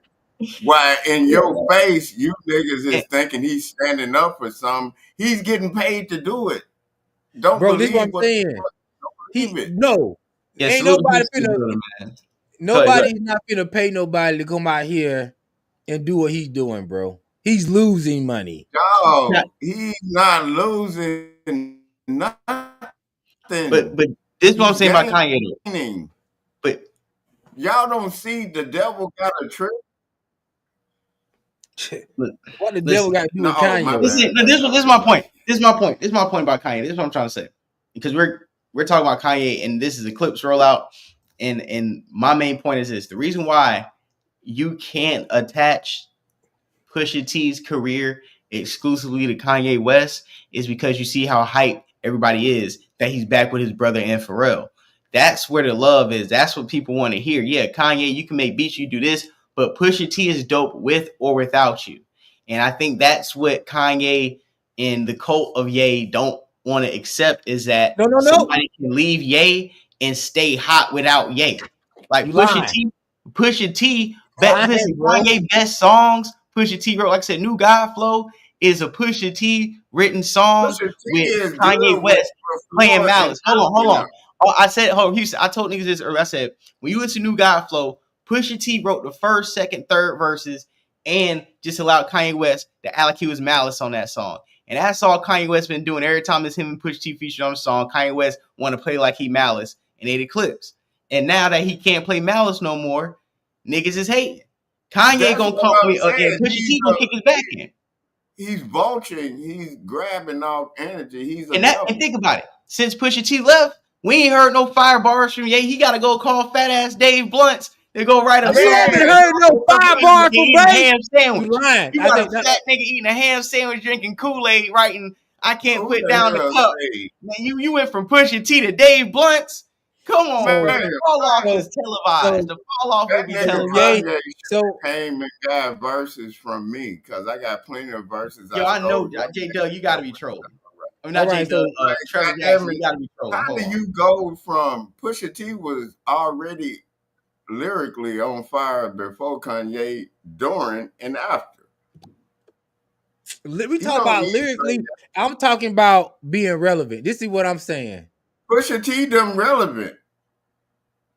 They've been They in the relevant back. because of Kanye right now. And listen, you're talking about a rollout, bro. Do you remember when that Diet Coke came out and all Kanye had to do was get up in that video and be like, hey, imaginary players ain't been coached right. And that shit was Dog. viral everywhere. I Dog, didn't you see. No. talking about Hold a rollout. on, Kennedy. Hold on. I got you. Kennedy, Come on, hold on. man. Come on, Kennedy, man. hold on. Hey, man, nerd. Hey, hold on, real quick. Hold on. Yeah. You didn't see that. I didn't see Pharrell in the video dancing. Bro, what? That's How what I do see you Pharrell. Last time I see Pharrell, he had on some short shorts. That's Man, the type Trevor, of nigga you that ain't is. capping, man. Hold on, man. I'm trying to find this Ye tweet, man. Hey, listen. Kanye has no pull at all. The Clipse rolled out they diss song on niggas at a fashion show that niggas wish they could be at. Did you not see that? Wasn't no Kanye song getting played. That's a fact. And it was a banger. Because people And don't want to play no Kanye. And hold on, And salute. the Clipse ain't raw, man. I Hold on, mean, let me say this real push it quick. raw, but it ain't Ye Let though. me say this real quick. Salute Nerd Nash in the building. He just quote. What did he just say? He said he went from Pusha T to Dave Blunts. That's facts. And he dropped us an algorithm on X because we going up on X right now, crazy. So salute him, man. Thank you so much, man. I appreciate that. Dave Blunts is fire, bro. Dave Blunts is cool, but my thing with Dave with Kanye West right now and what Pusha T said, he's not a good leader. And the reason why I like the fact that Pusha T has came out here on this rollout and been talking crazy and been taking shots at Travis Scott, taking shots at Kanye, saying I ain't going back with no niggas who ain't rapping for real, like Travis Scott. Like, you may be hot, but you ain't, like, I know you ain't about to get in the booth and Jim Jones, and you ain't about to be on the block. We can talk about how Jim Jones is a bum, but one thing Jim Jones did when Pusha T dropped a little fashion show track, Jim Jones got on the block and kicked the little freestyle, kicked the little song, and we ain't even get no response. Okay, You know Pusha T ain't respond. You know what Pusha T is doing, bro? He's doing the no more auto tune thing that Jay-Z tried to try. Dog, that I never liked listen. Rap Kennedy, listen. corny. That old.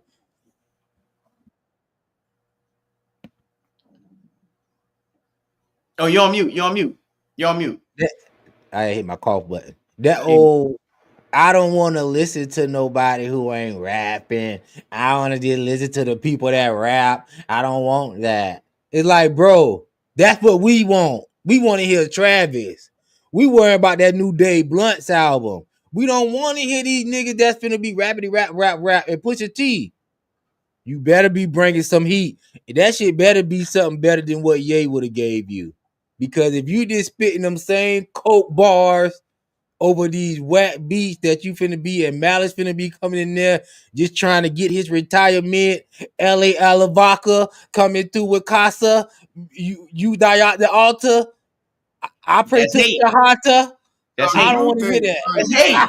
What you want to listen? This is what it is. This is what it That's is, just bro. words, bro. This is That's what just it words. is. We are leaving an era. We're leaving an era where dudes like Kanye and Drake can be the tastemakers of the game no more. No, the game has been reset. If it ain't no bars, if you're not rapping, if this isn't hip hop, I'm sorry. You get Take that bullshit over there. I'm Yeah, sorry. Go Go over there. There's nothing wrong with that. We will be over there in a minute. But when Friday drop, we gonna be right here with the Clipse Pharrell cooking up on the stove. We got the fiends on the side with the burglar bars. We ain't got no furniture in here. Ain't no hey Houston, ain't no furniture in here. Ain't no furniture, dog. I'm talking about get back to it. Ain't none in it. Middle of the summer, ain't no furniture in here. I know we're going on the hour. On my T-shirt, R.I.P. Pimp C, and already Bun B, dog. I'm talking about we back to pop whipping now. Y'all had y'all 10, 15 year run, man. Yeah, it's man, done. we cool with the soft Yeezy shoes and the passion fruit sangrias with Drake and the Yeezys high heels and yeah, man, we cool with it. That's cool. That's okay. Hey, hey, it's time to turn the stove on Friday. Payday. You already know what we doing. Midnight. We still whipping the pot. Them checks are hit Thursday night for 15, 20 years. Like y'all had y'all run. Now it's back to whipping that pot. Now you trying to come up. But to segue this, right? Well, this is let me tell you, this is the thing. No, you get final say. We can move. Hey, no. I don't need no final say. Do your thing. No, but cook, because we're gonna pass back to Houston. But go ahead. No, I'm just finna say that the only reason why that type of rap is invalid nowadays because all the snitching we got going on in the game, people really don't buy into that stuff anymore. But they still buy into it when it comes to Pusha T because he's been doing it so long. But like I said, we can move on because I know we got plenty to talk about. I would like to talk about something that's not hip hop before we go back to hip hop. Oh, okay. I know ain't nobody fuck with what I got coming out next, and I'm 47 years old. I know that part. Well, when you drop it, you already know where you got to put the link at and you got to promote it at. So you already know what time it is. Yeah. Dog, all they got to do is look up Industry 808 Street Music, nigga. I stay on my shit. Yeah. I'm like, that nigga Triple Jackson on that rich nigga shit. You talk about I drank that Pele Alibi. See, I may not be on that, Trevor. I'm like, what is this nigga talking about? Hey, hold on. I got a question. J Doug, you want to get on the Essence Festival? What do you want to get on? Non-hip hop topic. What do you want to get on right now? Yeah, we do Essence Festival. We just won't take it all day, but we'll do it. Hey, Florida boy Jay, thank you for having me on your panel, and salute to J Doug. And I'm loving this conversation, man. And salute to everybody tuned in, man. I just want to say that because a lot of people don't say salute to people when they get on their panel. Like, you know what I mean? And thank you. Yeah, no, for real.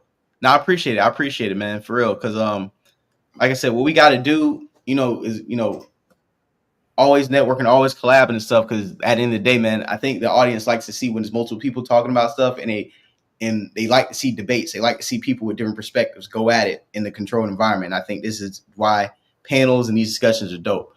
But to segue this to the Essence Festival, man. So have you heard what's been going on? Listen, back in our day, as I don't want to take it over there yet, but when we were coming up, Essence Festival was, where the grown and sexy go, you know what I'm saying? Where the women drop the kids off, you know what I'm saying? And the niggas with the Old Spice, they go to, your aunties and uncles. What and you said, throw the Old Spice in there, dog. You can come on, man. Come on, man. Come on, yeah. So it was an event to me of like an OG prestige, right? Yeah. You know the people in your family that had some paper might have been at the Essence Festival, right? It was a big family reunion around foundational Black people. And you already knew Frankie Beverly was gonna be there. Hey, when he passed, the Essence passed when they said Essence been Zest Fest since day one, goofy ass church folks. Man, them goofy ass church people, dog. See, he's not lying about that. The church that took over the Essence Festival, and then Pan-Africanism has taken it over. I'm joining her ass niggas who sold the culture. Yeah, the motherfuckers. I'm like, man, we don't eat that shit. Man, we in New Orleans. Hey, man, listen, this what happened, though. Because they have been bought out, and I'm going to say this, right? Houston in the house, man. I'm going to say this. What happened with the Essence Festival, to give people some context, this year was the worst turnout and the worst talked about Essence Festival since its inception. And it was because as we got down to the root of it, because like I said, this is a Black American staple. So we have to figure out what happened with the Essence Festival, right? So who owns this? What's first thing Black people gonna find out is who's behind this bullshit, right? Who burnt the chicken? So we go look to see who's in the back, and it's a bunch of jollof rice Africans in there. No, ain't nothing wrong, but how are you heading the Essence Festival, and then you have this jollof rice versus jambalaya competition? You're trying to Pan-Africanize an event that was never marketed towards that, and you wonder why you're not selling out, because you're disconnecting from your audience. That was the turnout. That's what I'm seeing. Now, J Doug, do you have any knowledge you want to talk about that? What do you think about the Essence Festival? I want to ask why Black people don't own it. Why don't FBA? Why don't FBA own Essence? Why do a person from Liberia own Essence? See, this is what we need to get out of as Black Americans. I'm glad this came up, and I'm glad this is being put in our face. We need to stop complaining about shit and not buying shit. We got all these billionaires. We the richest people of color on this earth collectively, bro.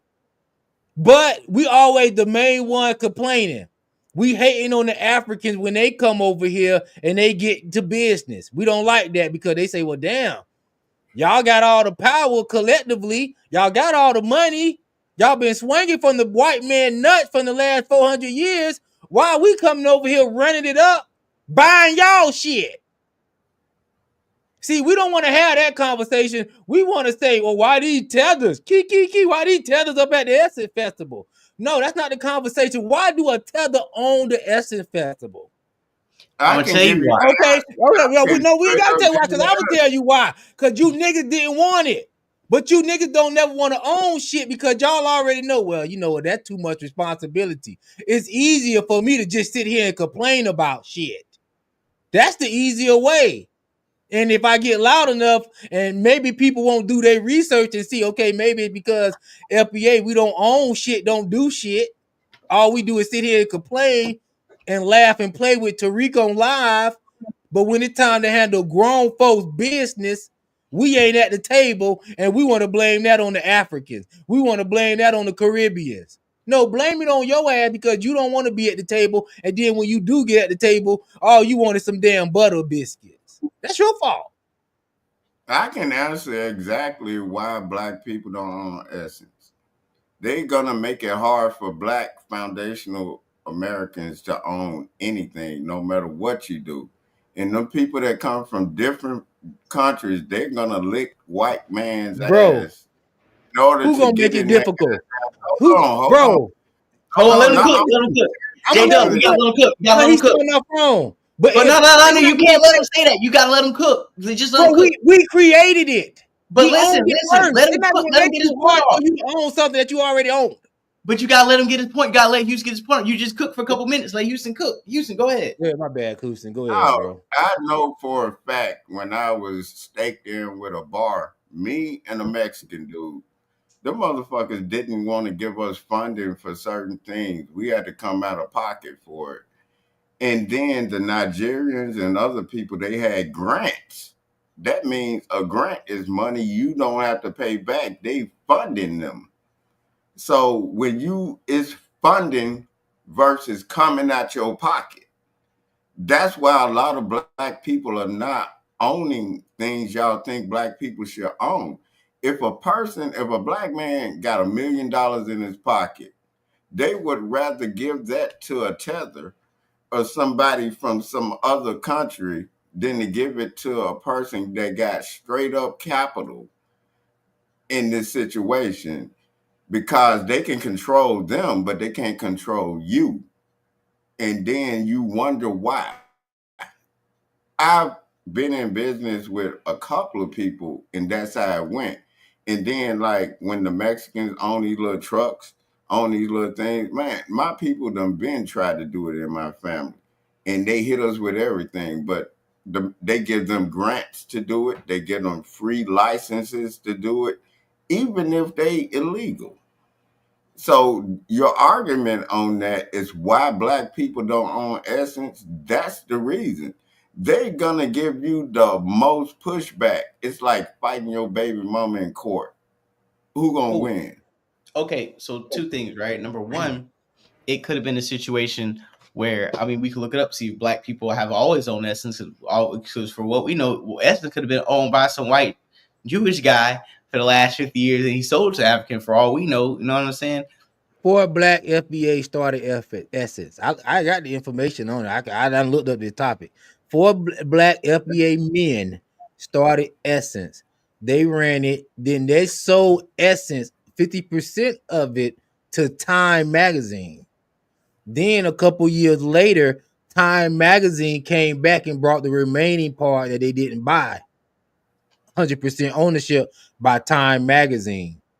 Then, either they brought it back from Time Magazine. I forgot. That's part blurry on me. Forgive me. They brought it back from Time Magazine, and then the African brought it from them. That's what I'm getting. But this is what I'm saying. We should have never sold it in the first place if we thought it was valuable. The reality is, bro, to make my statement short, Essence is not valuable. Point blank, period. That's why FBAs don't want it. We know magazines is no longer to do with anything. We got all other hip hop and all other social media blogs like Shade Room, Baller Alert, Tasha K, Shade Cheek. We got different outlets now. The Essence Fest is some old nigga shit. Let's keep it real. FBA, we know that. And we know it ain't nothing. We know that's some old nigga shit. Now we go in there and act like, oh, we kicking up W because they ain't running it right. We don't want it. We know it pretty much ain't worth too much of anything. And that's the reality. And if the Africans want to, if the Africans, and you know, Africans, they always come over here valuing things that FBA is some old stuff. So you know, it probably niggas in Africa still talking about, oh my God, I just got a new song in Africa.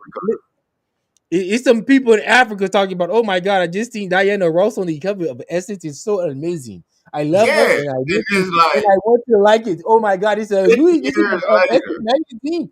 And see, they know their people still think Essence is prestigious. That's why they brought it, because that still means something to them. Okay, Essence, but this is the problem. This is the problem. It's like Jet magazine. We know Jet don't mean nothing. We know Source Awards don't mean nothing. We know Vibe. Came and went. These things that have came and went in relevance. We know BET don't mean nothing. They came and went in relevance. The Essence is the same thing. It's a festival once a year that niggas don't fuck with. Okay, so this is what I'm gonna say though. And now when they trying to market it to the Africans, we hating. Why you hating on something that you don't fuck with? But this is what happens. You market it towards them, and it was the worst fun we've ever heard of. We never heard of an Essence Festival being this terrible. They let Lauryn Hill come out like 3 a.m. The place half full. You got them. You got Stephanie Mills writing, talking about how unprofessional things. We have let me see if I can put this on the screen. I think this is an official Stephanie Mills letter right here. I don't know if I can put it up. And Mia X. Actually, this is Mia X. Bro, Mia X. No. Mia X and Stephanie Mills wrote how they were doing bad business, how they were not clearing things. You talking about people had checks, or you talk about you put me on flyers. You the sound stage, all this stuff was unprofessional. You talking about people who've been performing at the Essence music festivals or other Black-owned music festivals, and for like people of Stephanie Mills' ilk or Mia X or a lot of other acts that performed to have complaints, or vendors who can't get FBA New Orleans vendors who can't get licenses or can't get passes to go to the Essence Fest in their own cities and eat and get money like they should, but you let these foreigners and these people who are not from the city come in, get grants, get loans, get to set up shop, so they jollof rice. But I got the best jambalaya in town, and I can't get a goddamn slot, and that's the problem. And that's why that's what I'm saying. That's not the problem. I don't know where I get my gumbo at, and you, bro, and I'm going to the Essence Fest, and my gumbo man ain't gonna be there. Why am I gonna be there? Why am I gonna spend money with the man ain't spending money with me and my man's? And I'm from here. You don't own it. I'm from here. You selling jollof rice? These in New Orleans, then we ain't eat no damn jollof rice. It's We no don't longer eat about that black shit. owned, bro. This It's is about New Ain't no wrong with Orleans. it. L- This That's is the wrong it's debate. Africa. it's That's about the wrong debate. FBA owned, bro. It's about, if it's not FBA owned, it's not going to be the FBA way. You're not This getting is what the we're problem. saying. This is no, I get what you're saying, but y'all not get what I'm saying. I want black people to get out of position to where we don't run nothing, we don't own nothing, but we want to be prioritized. First of all, That's the craziest shit, bro. No, no. First of all, Tennessee, fucking what Tennessee, you saying. If Tennessee. we Don't can't say get a damn booth no, at the bro. motherfucker, Tennessee, and we got millions of dollars behind this, No, I don't how want the to hear it. hell you think it's gonna get better when we try to move Hey, up let me the read ladder? a comment real quick. Bush Kennedy. meat competition, spear chucking contest, and booty scratch stations. Yeah, they're trying to Hey, Black push. Sudan, you out of pocket, man. They're trying to push FBA out the way. This is what I'm saying, Tennessee. Don't say nothing that you finna nod to what I'm saying. This is what I'm saying. We don't own shit. We don't purchase shit. We don't run shit. But why do we expect to be prioritized? We want the white man to prioritize us. We want Africans to come over here and prioritize us. Other people is not Who going the to fuck forget. said Listen, that Africans was Tennessee, prioritizing us, dog? You the only one saying that. Can you hear me, Ain't Tennessee? nobody said no Tennessee. shit Ah, like you that. can't hear me. You can't hear me. You don't hear me though. You don't hear me though. Dog, Tennessee, you talking you don't hear crazy as me. hell. Tennessee, you not What hearing me. foundational black person said, I want an African to Hey, stand wait, up? hey, where was the where was the Africans looking out, man? That's what niggas are saying right now. But this is what we saying. This is what we saying. If the Africans own the joint, right? We as foundational Americans, only thing we should be coming online and saying is say, yo, thank y'all for caring about this brand enough to purchase it. We realize that y'all want to take it in a different direction. We appreciate y'all for doing that. We didn't want it. Thank y'all for keeping it going. And whatever way y'all want to run it, we going to support y'all. All this non-participation. Listen, Tennessee. White Tennessee. folks and Chinese. You They ain't put a listening, black bro. face in You ain't front of it. listening. Bro, Tennessee. You We not got to drop it. understand? You ain't listening. Tennessee, we got to drop you. Ain't listening, bro. We got to talk about what I'm saying, Tennessee. That's Listen to what I'm saying. man show. Tennessee. Listen to what I'm saying, What bro. are we saying? If we don't run nothing, we don't own nothing. We should be grateful as human beings that people Right? that saw value in what we did not see value in, bro, coming over Nigga, and what are doing we what we, grateful for?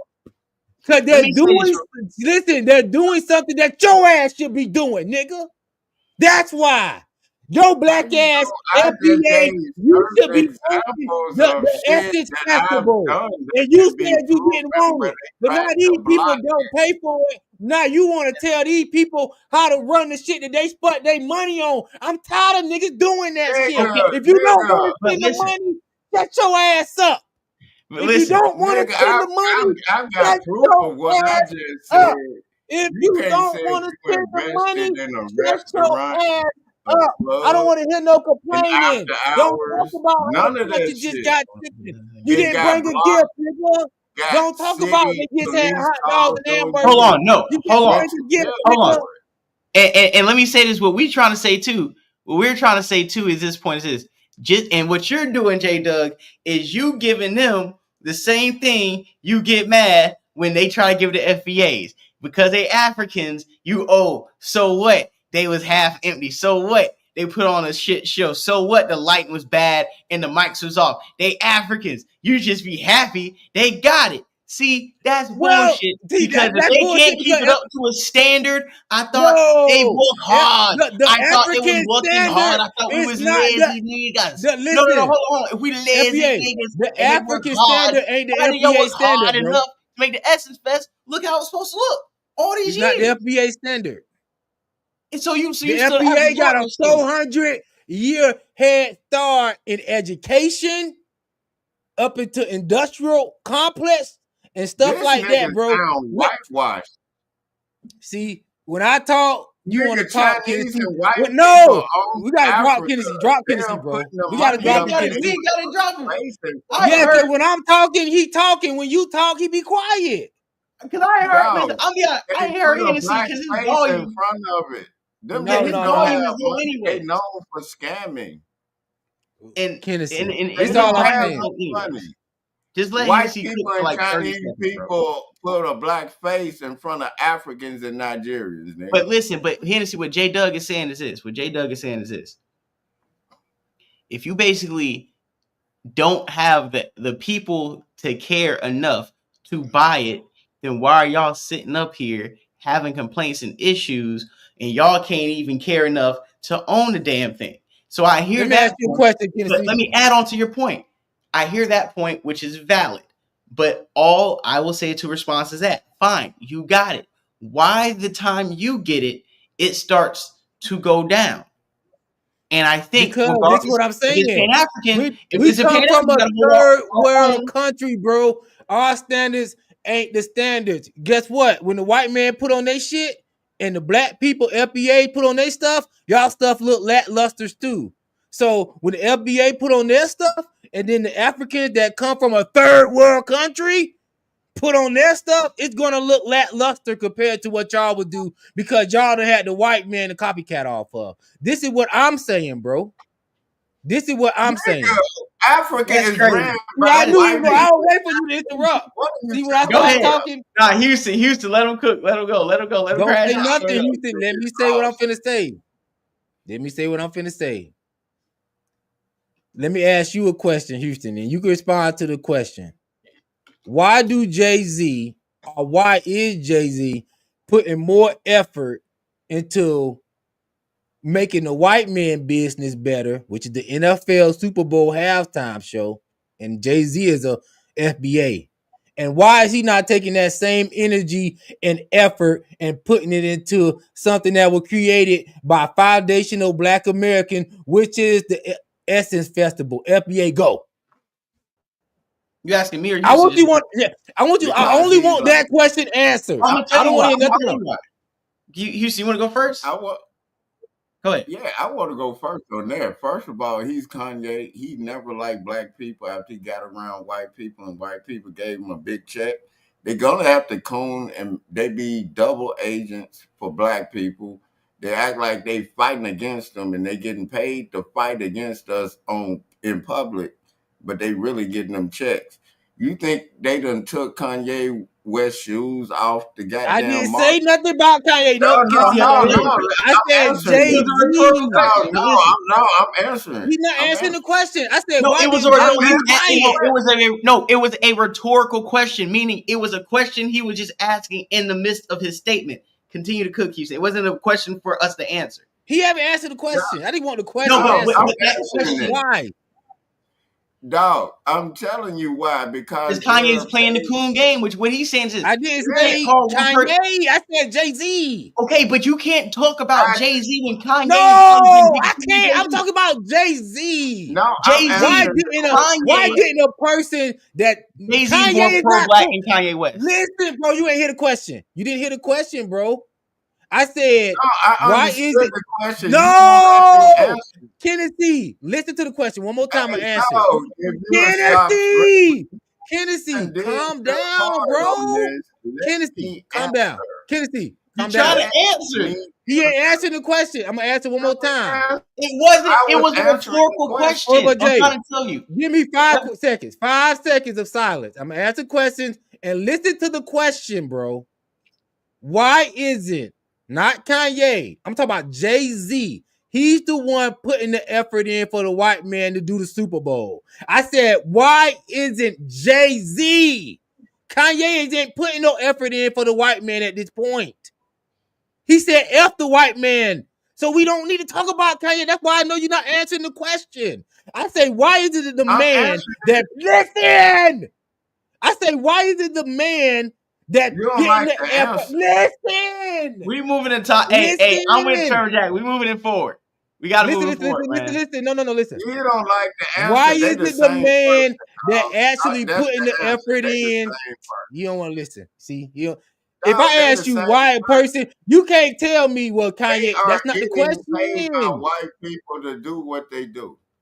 I'm not talking about Kanye, bro. I'm talking about Jay-Z. Kanye don't do the Super Bowl. He's not putting no effort. The Louis Vuitton job Pharrell got. That's why hating on Pharrell and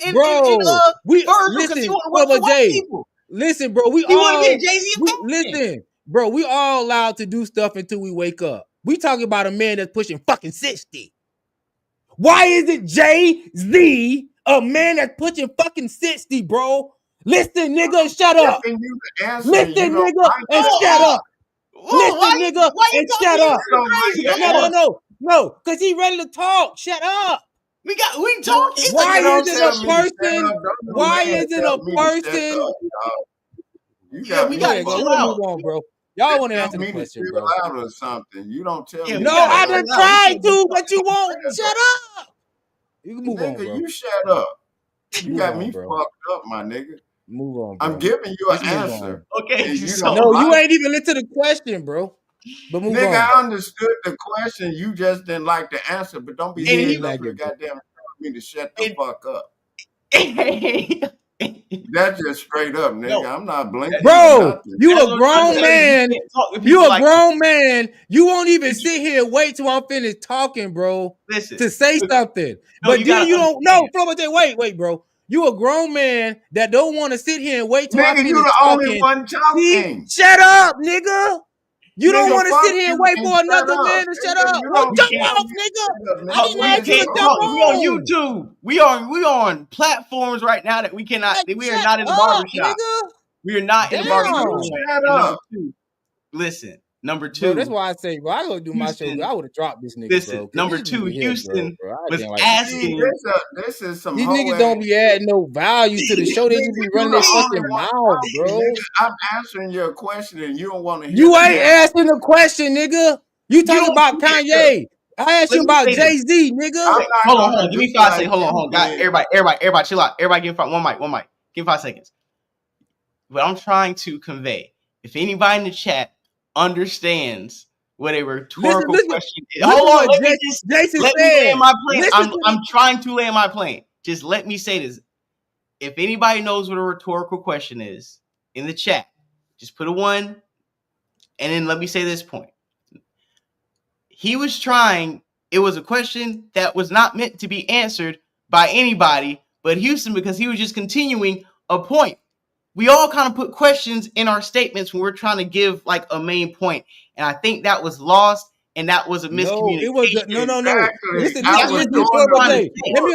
me explain it. Houston, please don't interrupt. I don't need you to say nothing while I'm talking. Just be quiet. You don't interrupt. Just hush. You can't tell somebody to hush. That's the I can tell a nigga to hush if I keep talking and he keep running his mouth. Nigga, you the only one talking, dog. That's why I'm saying let me talk. Listen. Nigga, you been talking. When I'm trying to answer the goddamn question, your ass start acting with goddamn estrogen. I'm sorry. Willie Tree said you can't take a nigga in a Jacksonville Jaguar hat serious. The only reason that's funny because I'm a Jag fan. So that's just listen, this is what all I'm saying. It wasn't no rhetorical question. It's a question that I only want answered. Yes, listen. It wasn't no question that didn't need an answer. See what I mean? See what I mean, bro? As soon as I start talking, see, dog, I'm finna jump off, bro. If this nigga don't shut the fuck up while I'm talking, bro, I'm jumping off, bro. Nobody has. I'm not finna sit here and deal with this shit, bro. If I'm finna say one word and this nigga finna start running his mouth, I'm gonna log off. I'm serious, bro. Nigga. You sitting up here, I'm trying to answer what the fuck you saying, and while I'm answering, you talking. Who the fuck in the wrong? Bro, this is what I'm saying. I'm not even talking about that. It's not no open-ended. Just make your point. We gotta move on, please. We gotta get to the next topic. I got a fine Cambodian woman waiting. He ain't a part of the show, so he could drop off, bro. He just a caller. He could drop off. That's cool. Drop him off, bro. I'm not dropping He's you. He's not a part of the show. Pause. I'm not Why is Houston. he on the show the whole show? You know why I can't drop Houston off? Because to be honest, all right, well, you've been a little disrespectful to my dog Houston, and he is cool with me, and I can't treat people that I'm cool with, even if they have disagreements with other people on the platform. Bro. I can't be like, all right, Houston, all right. Well, then you can hit. Hey, we can just continue the conversation, and I think that'll be a better way. Show, bro. I can't sit up here and be like, yeah, Houston, niggas talk to you crazy, and I get off the show. I can't do that. Like, you may not know Houston, but I know Houston. I can't do that. I know Houston. I've been knowing Houston about 5 years. That's why I don't know why I'm talking. I don't know why I'm talking, and you interrupted me. And I wouldn't do that to you. I wouldn't let somebody talk you batshit crazy and be like, J Dub. This is the thing. When you called me earlier, when we talked earlier, you didn't say, yo, you said me and you are going to do a stream. You didn't say we going to be niggas. Listen, bro. Like I say, bro, we can end the stream. J Dub, you going to act like that with me in front of people right now, and you know we cool. That's how you. That's what I want to figure out why you won't let me say what I'm finna say. You keep interrupting me while I'm talking. I've been trying to figure it out the whole show. You talking about shut the fuck up and all that shit, nigga. Bro, I said that after a couple times after I asked you, let me talk. We still gotta have a level of control where we don't disrespect people we cool with. That's the main point. I'm cool with J Dub. This is the thing. I'm surprised. Like, he started telling me shut up and shit like that. Nigga, bro, I told you to shut up after like 20 times. Nigga, first of all, if I respect you, I wouldn't tell you no shit like that. Bro, I'm telling anybody after I tell you, let me talk, and you keep interrupting. No, just say to me, chill out. I did. No, nigga, you said shut up. Bro, I said that after I see. This is what I'm saying, bro. For the boy Jay, how many times I told him to chill out before I said shut up? No, you said shut up. Just be real. No, for the boy Jay, finna answer your question. How many times I told him to chill out before I told him to shut up? You know we cool. Bro, I'm out, bro. This is what I'm trying to say. This is what I'm saying. No, answer that question. How many times I told him to chill out before I told him to shut up? Numerous, right?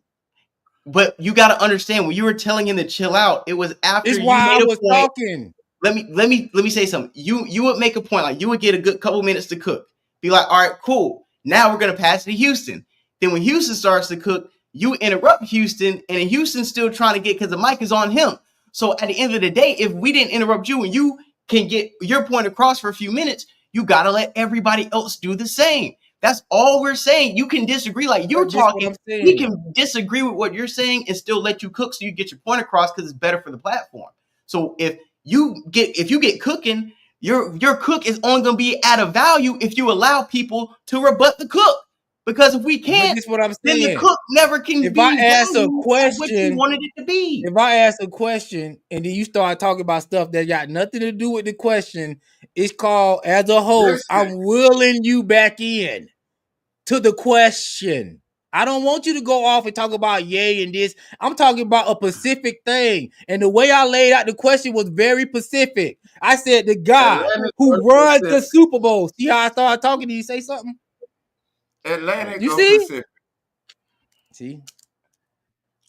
That's what I'm talking about. I want to go to the next topic.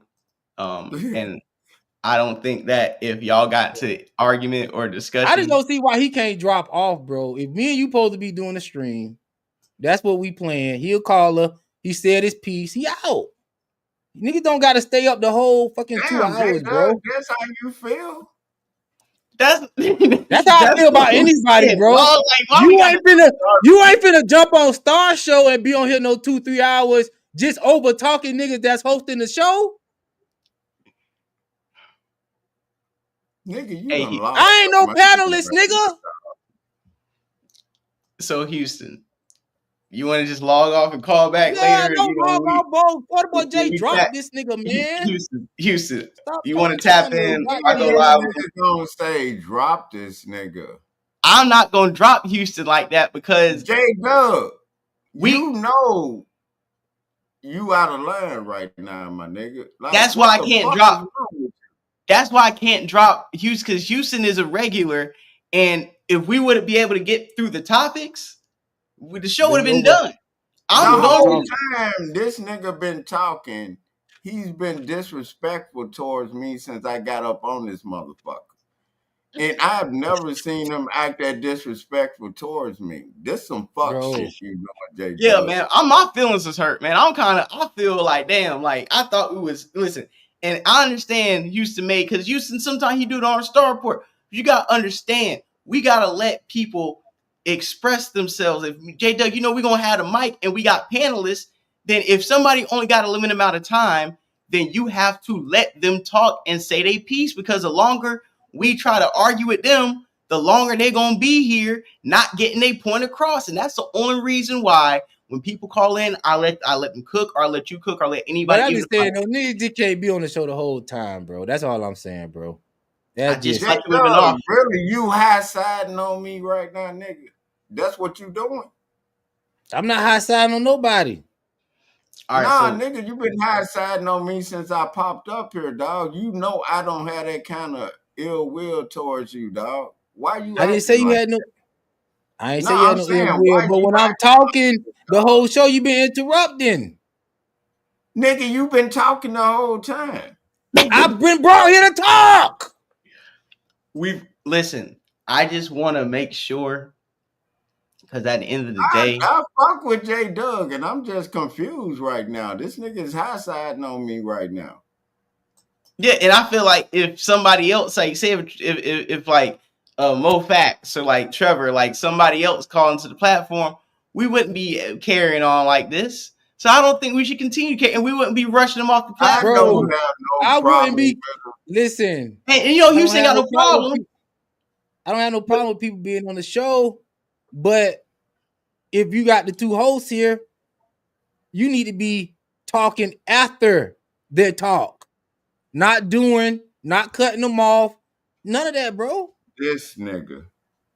But Wow, that's the way I see it. But I don't know. Houston was in the middle. J. All I'm gonna say Doug, is, you really I acting wanna, like this right now, dog. bro. That's how You finna you go on act. Star Show and start over talking him when he's doing his thing. Nah, like I'm finna start talking to, and then when I'm talking, you just keep talking. Like you, I'm like, do this nigga hear me? You Nigga, just you're keep fucking asking me talking, a nigga. question, and No, while I'm bro. answering You talking the motherfucker, about one you part of still be Houston. talking. Stop playing with listen, me, bro. It was plenty of You're times in this playing show with where me I was right talking and you just kept fucking talking when I was saying Nigga, something you and ask me wouldn't a stop. question when I'm talking. Bro, you talking You got about mad one because I part of answered the the goddamn question. show. This shit don't make listen, No, sense. man. You know what I'm gonna do? I'm gonna continue the platform and push it forward, because this is a legendary show, and niggas is, you know what? God damn. How you gonna Houston, how ask you me feeling a right question? now, man? Can we just stop this? Let's stop the show right now. And I think we need to really get to the bottom of this. Houston, how do you feel right now, Houston? Like, is you blindsided right now? Are you like where are you going? Like, where are we going with this? J Dub, is No, you cool? J-Dub Is sitting everybody up cool? acting extra right now. He asked me a question. I'm trying to answer it. This nigga over talking me answering the question the whole time and say I'm not. Like, y'all hear this shit? Like, this nigga asked me a question. When I start answering the motherfucking question, this nigga start over talking me answering it and say I'm over talking him. Am They say we I move like in the pinky, twilight bro. zone, bro? Like, J Doug, you know you ain't right for what you doing right now, dog. I ain't never did you like that, dog. What's wrong with you? Y'all my people. I gotta have a clear dialogue, because even though me this and No, is you, the I don't know why this, he acting like that. And he talking this is about the kick this thing. nigga off. This is the thing, bro. When I was talking early in the show, I'm talking about before the Jay-Z topic. I forgot what we were talking about, but when you first came in the room, I was talking and I was saying something. And I was talking, long sentence, and you was talking. You wouldn't stop talking. You just kept talking. Like you didn't even hear me. You just kept, you don't remember you did that? And I ain't say nothing. I just said, whatever. And I just said it back and slide. And then I said in the show, I said, Kennedy, chill out, bro. Let me say what I'm finna say. Then you talk. I cut you off one time when you were talking about the Jay-Z topic. just to will you back into what the question I asked you. I did not ask you about no Kanye. I just asked you about Jay-Z. Oh my So God. you started talking about something else. And that's when I was like, yo, this dude just think he finna come up here and do what he want to do, over talk. And then when I start trying to explain myself further, I get 2-3 sentences in, you running your mouth. That's when I told you to shut up. Okay, so this is what I'm gonna do, and I No, think we but got do you remember that though? And the floor, but Jay, I don't like when you do that, bro. Do you remember me way before I told him to shut up, asking him to chill? Yes or no, bro? Don't leave it open answered. yeah, certain parts you Okay, did. that's it. That's it, bro. You remember. Okay, Okay. And but you let me ask you didn't. a question. And then you got told shut up. And No, that's all it it is didn't to go it. down exactly like that. Whereas there are points But I let's do keep agree it there black was and points. white, bro. We men. We don't need to be having all the gray. I asked him to chill. You said Okay, yes. but He listen, there were didn't. And then I points, told him to shut up. Let's keep it but there there. was points where me, him, and the audience Oh. said we passed the mic to him after you spoke, and then you That was interrupted him. after the fact. That was after the fact. I'm talking about But if you before. did that, then you're just as much to No, blame but as I'm him. talking about after the fact, though. After I told him to chill out while I'm talking. I'm talking about as soon as he got on, I was telling him, yo, chill out. I'm talking, bro. What you doing? You don't remember me saying that? Yes or no? I'm just asking.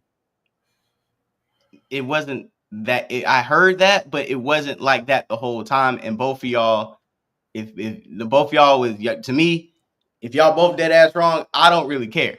I'm just going to go ahead and move on to the next topic. Next topic.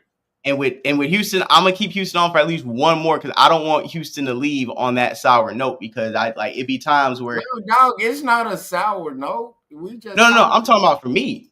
Like I don't, you my nigga. Like I don't want even if J Doug call. I don't want nobody calling. It wasn't a sour note. Dog. Listen, still. if I'm telling my nigga 2-3 times to chill, relax, let me finish talking. The only thing I'm gonna tell him to shut up, even if you in person. And guess what? If I tell you to shut up and you in person and you ready for a fade, I'm ready for a fade too. It is what it is, bro. What you got against me, nigga? No, I'm not talking about you. Man, listen, okay, so y'all Drake, ain't listening. I'm saying in general, bro. It's not no disrespect to me telling you to shut up after why. I like this. Is what I'm telling you. I'm not treating you different. Listen, man. That's for anybody. I don't listen. I'm gonna give you. Listen, I got a fine ass crib right now. I'm trying to get through this as fast as I can. Dog, I'm over here recording music. This nigga talking about shooting a fade. I'm like, I didn't say shoot the fade with you. I'm saying that's not nothing different. I would say to anybody that I told to relax, to chill. You didn't say relax. Hey, how about this? This is what I'm gonna do. This is what I'm gonna do. Cause we still got a goddamn, what is this? Drake's comeback, Nicki Minaj. We got a whole damn show that we not gonna do because I can't be here all night. I don't know if the audience is enjoying the dysfunction, but I'm about to dip only because like we should have been we could have been hooked up by now. Hey, Jay, have you heard the new Drake? But let's get on that. Let's get if we're gonna cook, let's new Drake music. New Drake fire. I think I don't know. I don't like it. I don't like it. And this is what I don't like about it. This is what I'll say. When I say I don't like it, is this. I like the song What Did I Miss, right? It's cool. But I don't want so let me rephrase it. It's a cool song, but it's not like a banger to where it's like, yo, like I'm putting it on every day, but it's a cool response song. I feel like people are trying to like micro analyze everything Drake is saying and being like, oh, why are you still talking about this or talking about that? But it's like he's a rapper. It's the same way where you can't get mad if Young Thug wants to talk about street stuff because he's a rapper. Like as a rapper, you kind of have to talk tough. But my problem with the song is that you're coming at LeBron James. You're coming at like producers. You're coming at the like fucking Congress people. You're coming at athletes. You're coming at a bunch of people who don't rap. Like, why aren't you talking about Future, who dedicated 2 albums to you and started the jumping process? Why aren't you talking about J. Cole? Why aren't you talking about the people that can rap back. Why is your diss on what happens next? Why is everybody he's taking direct shots at or talking about punching in the face ain't rappers? Cool song, but when you really find out who you talking about, none of these niggas about to bar him up. And there's niggas who rap like you ain't got nothing to say to Future. You ain't got nothing to say. Hey, dog. He dedicated 2 Hey, albums. He said we don't trust you, and we still don't trust you. And you scared to say something to Future, but you supposed to be the big dog on campus, and you scared to talk to the niggas who brought you to the cookout, get your ass whooped. What's going on? dog. We talking LeBron? Hey, FBJ, I said from day one Drake was gonna be a problem and not in a good way. And now people are seeing what I'm saying. Cause when he did that first song with Kanye, that was the best I ever had or whatever, that shit was a flop. And then they started putting money behind him, and then Jay Prince got behind him, and like that was their cash cow, and they made sure that that was a cash cow, and all he was doing was going through Houston, going through the South, and soaking up game and getting ghostwriters and everything. I'm like, I'm not surprised that this album ain't doing what it's supposed to be. The nigga been sucking off Canada rappers for the longest that we never heard of. So am I missing something? Well, I'm just asking. I don't think you are missing anything. I think, like I said, when we break down the Drake topic, man, and the song, like it's good.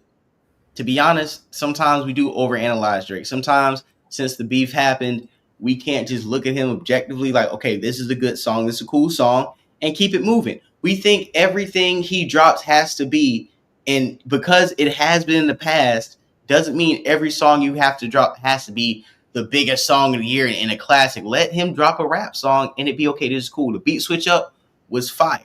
No problem. The first beat, it sounded like the nigga we made it horns. That was dope. And then the second the beat switch up with the little underwater girl sounding like he found like an obscure artist and put her on that. It was like a Drake type of like record. So I don't think people should be too tough on what he presented out. Number one.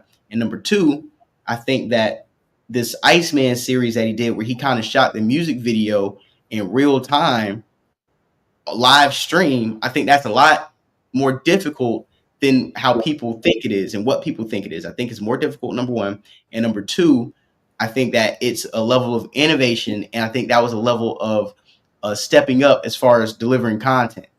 Because Kendrick, you see Pusha T, you see a lot of people stepping up, deliver the way they do the content. So he did the live stream, and then what was it called, like Iceman Part 1 or something like that. And now he's going to do, I think, a second live stream this Friday. But here's the catch.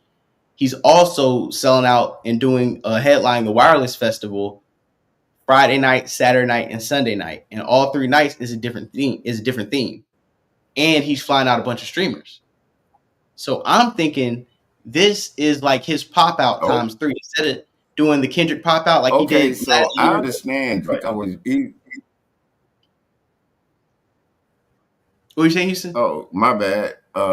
Drake always been an actor, and he'd always leached off of different situations, cultures, and different music, different people writing for him, and everything like that. But it's like I just always saw him as a problem. Because Drake was the first AI to me, straight up, if you think about it. If that makes sense. What do you think, J Dub? Is Drake the first AI you ever seen? He came out in what, 2005 or something like that? Like the best Late ever 2000s. had. Like, what do you think about that, J like Dub? 2008 type shit. Nah, I feel like I like the new single by Drake. I haven't heard the other single, but the Iceman single is like exactly what a nigga like me want to hear. Like, yo, all you niggas that was around asking for favors, asking for verses, I don't want to see y'all niggas no more. And I feel him on that. I always say that 100% of the time. I'm tired of niggas. I don't care if you don't like a nigga for whatever reason. If a nigga helped you at some point in the life to get to the next level, you should salute that man and keep it moving.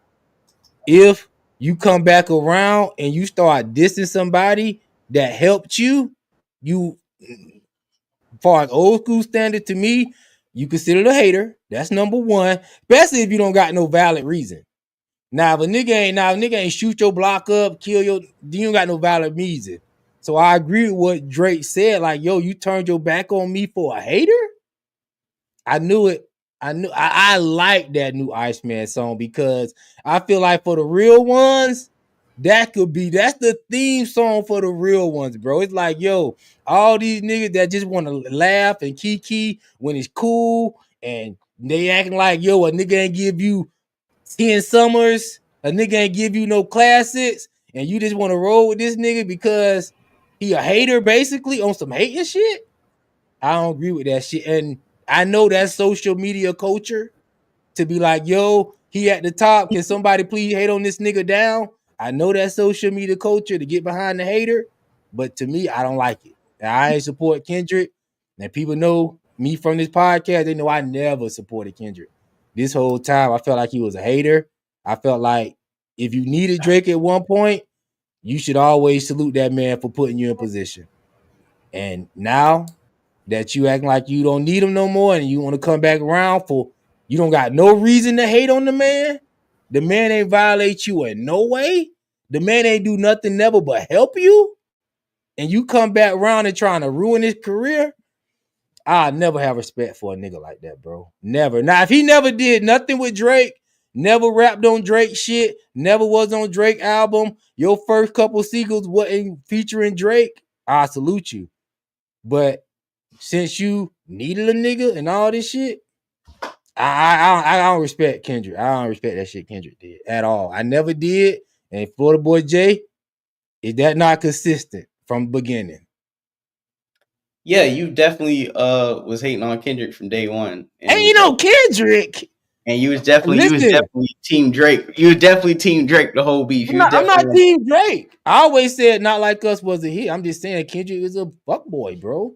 If a guy help you, bro, it's no reason in this world to me other than him unaliving somebody in your family that will make me think it's okay for you to diss him, bro. I just can't see it, bro. It's no reason. This guy helped you in your career. What reason is good enough for you to diss this man? Maybe so you can become relevant again? That's not worth it, bro. That shit gonna come back around to Kendrick, bro. He just don't realize it. I feel like Drake dug his own holes as far as how years of people having negative things to say about you because the way you move behind the scenes, when you talk to people's girlfriends and wives, you disrespect friendships, you backstab people, you take people's records, you tell people if I can't be on this record, then it won't drop, or you get on that to Kendrick though. Or you get on, it don't matter if you did it to Kendrick, bro. That's like if you heard that I'm super cool, but like everybody, and I'm out here helping people do collabs and popping off, and then I do a collab with somebody, the episode's a classic, and then I'm like, well, I don't want it to drop, so it don't drop, and then that takes food off somebody plate. You're gonna be like, hey, that's pretty flaw that he did. Now, if I got a track record of just doing flaw stuff to stop people's bags and to be negative towards like mutual friends, then if we got same mutual friends and you fuck over 8 of my mutual friends and you are the person who's fucking them over, they're not fucking you over, you're the one who's like messing with them. Even though I'm cool with you, I'm probably gonna have to side with the 8 people that you just violated. I mean, yeah, you cool, but you just violated these people. And I understand people who fall out, but at the end of the day, I'm not going to sit up here and Alec Drake's a victim. I think he lost the battle justifiably. And I think that the way he's going to move on from this is not dropping the Iceman 2 and trying to step on the Clipse release or Travis Scott's release. It's doing this festival, putting on a great performance, and taking the virality of the weekend and taking the attention off of the Clipse album by Friday night. Let people... When at midnight, let everybody get on the Clipse, let everybody play music, let everybody turn up to the Clipse, right? On Friday night. On Friday. By the time nighttime come around, Drake goes, viral, whatever, he goes on stage, it'll be said and done. He'll be okay. He'll take off. This is what I'm saying with the Kendrick thing. Not to go back on this, but this is what I'm saying. Kendrick Lamar, and you compare him to Drake. Kendrick Lamar haven't put no rappers on.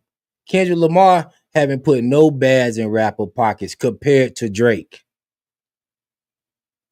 Kendrick Lamar ain't bring a whole bunch of underground artists. He doing it now in a little way, but these ain't no number one singles like the Drake stimulus package was changing people's lives. See, this is the thing, man.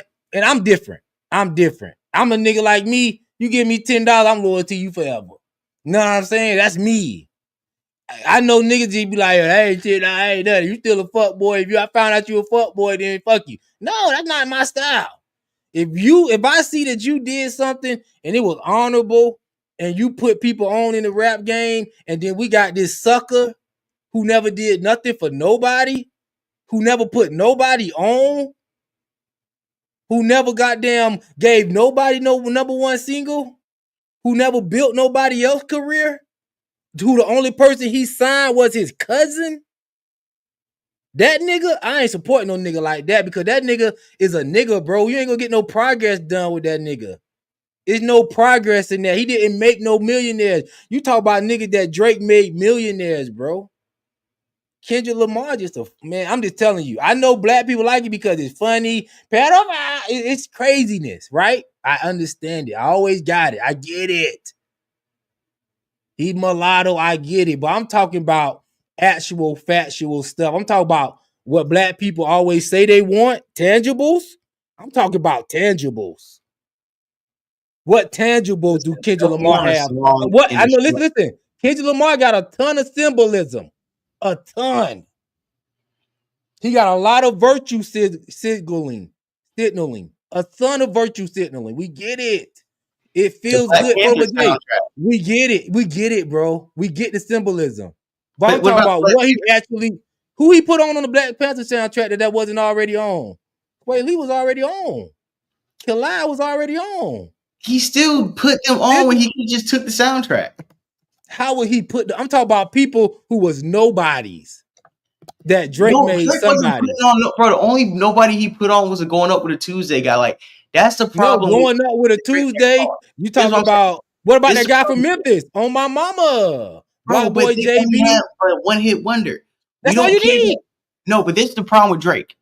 You keep bringing on these bozo ass niggas and giving them one song when there's way more talented people you should be giving shine to, and you shouldn't just hop on the next song you think about to go viral because you need to attach yourself to something. Listen, it's different from Drake spotting talent and Drake spotting a hot song that's about to catch. Those are two different things. Drake spotting a hot song that's about to catch and then leaving out artists high and dry after that song runs its course is completely different from introducing you to people who has stayed in his game. And he's not a Wayne. He didn't present the next big rapper, the next big R&B singer. Drake didn't do that.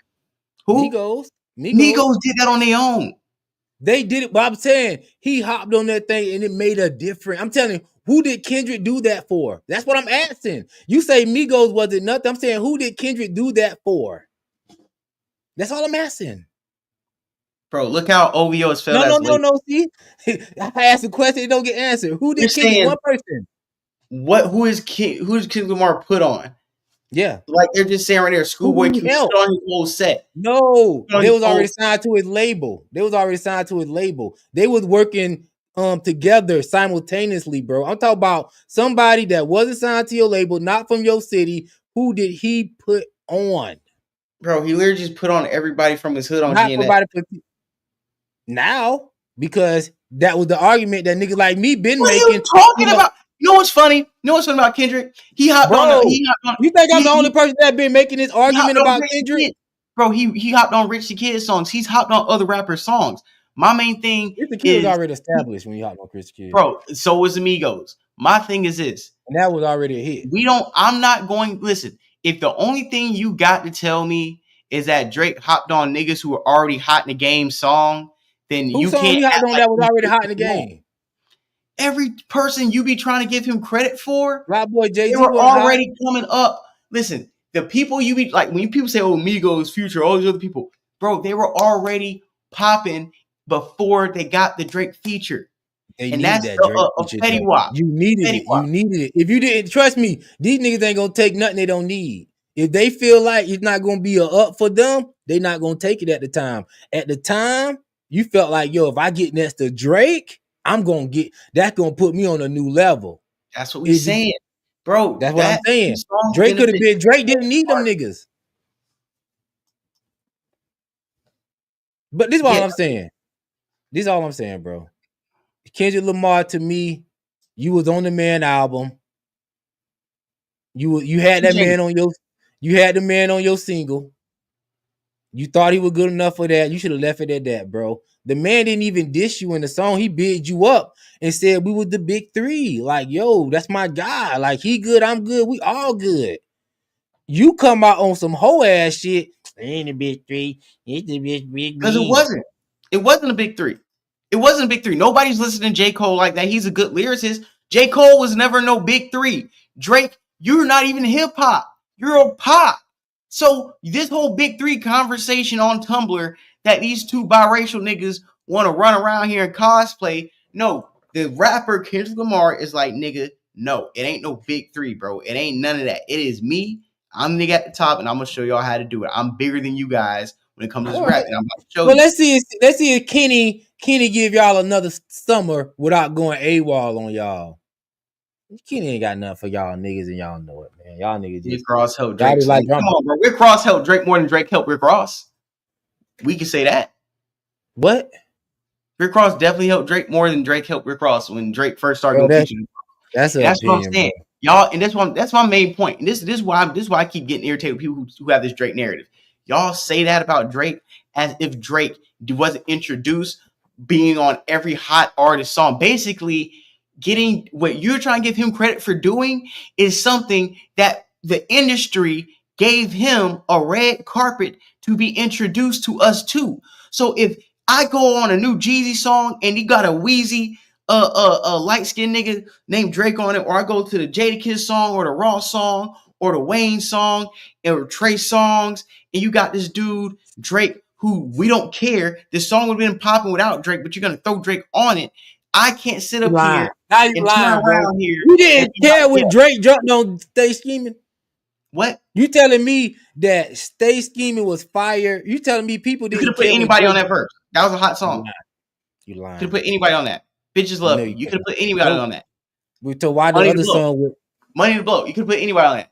Like I said, you got songs that Drake has been on, which are cool songs, but he has literally came in the game by being the unknown nigga with other people co-signing him as a hit. This is the guy who's gonna make songs, or he's hits, whatever. So when Drake does the same thing, all you're doing is just balancing out the levels of the water. Drake doesn't get props for doing something that you got done for you. You weren't no nigga who came up from the mud and was like, I came by myself, so I'm gonna give back. No, you were almost obligated to give back because that's how you were introduced. So when people have done favors for you, when they got a new artist they want to introduce, they A&R a new act, they're gonna call Drake. They're gonna be, hey, I remember a couple years ago when you needed a look, we gave you the look. So now our artist needs to look, and you gonna give us that look. And Drake gonna get that look because he did it. It happened for him, so we got to do it for other people. And this whole hyperbolic narrative of Drake is just some Robin Hood, or he's just some hip hop philanthropist that's helping niggas off the good of his own will, I think is a false narrative for sure. Listen, you talk about Aston Martin music, yo. If they would have released the solo version of Aston Martin music, it would have been a bigger song. They just keep it a buck. We all heard that version, and that what had nothing to do with Rick Ross ruined that song. They just keep it a buck. But let's just talk about the opinions of things. The opinions of things of like Drake needed this street acceptance and all this stuff. Maybe so. But this is all I'm saying. If Kendrick felt like Drake was an F-boy, don't jump on his album. You got real niggas like DMX. He said, yo, I don't like the way he rap. I don't like the way he look. I ain't fucking with him. Right? He didn't have nobody. And then DMX apologized once he had sampled him. He was like, yo, salute. Thank you for doing that. I did talk salty about another hit of the crack. Yeah. Okay. Yeah, crack, But this is what I'm saying. we need another rock. You gonna take whatever. You gonna take whatever dollar gonna come. You need another rock. You gotta beam up to Scotty. See, if he had his money together, he wouldn't have cleared it. When the drugs start calling, that Fent calling, when the Fent calling, you got to compromise. That's all it was. But this is all I'm saying. Kendrick Lamar, if you didn't need Drake, you didn't need to be on his album. All you had to do was say no at the time. If you didn't need him on your single, even if, I did you a favor, do me a favor. No, you didn't say, no, I don't need you. It's too real for you. You're not like us. You should have been saying that then. Don't wait till you get your weight. Don't get your hate up with your weight up. See, when you get your hate up with your weight up and pay you back when I'm bigger, that's the whole shit. See, what if hate when your weight ain't up. If you ain't hating when your weight ain't up, then I ain't gonna respect you hating when your weight get up. Okay, but what if I thought you was a real one? What if when I first met you, I thought you was real, but then you turned Drake ain't changed, bro. Maybe that's Drake was cornier then than now, bro. They keep it a buck. Drake really swept up since then. Drake was super corny then, bro. So it ain't no way he thought that. Matter of fact, he was super corny then. He's super corny now, bro. But y'all did glazing. Y'all could do that. But Kendrick's super corny now to me. But if y'all like it, I love it. But like I always been saying, I'm going to stay consistent.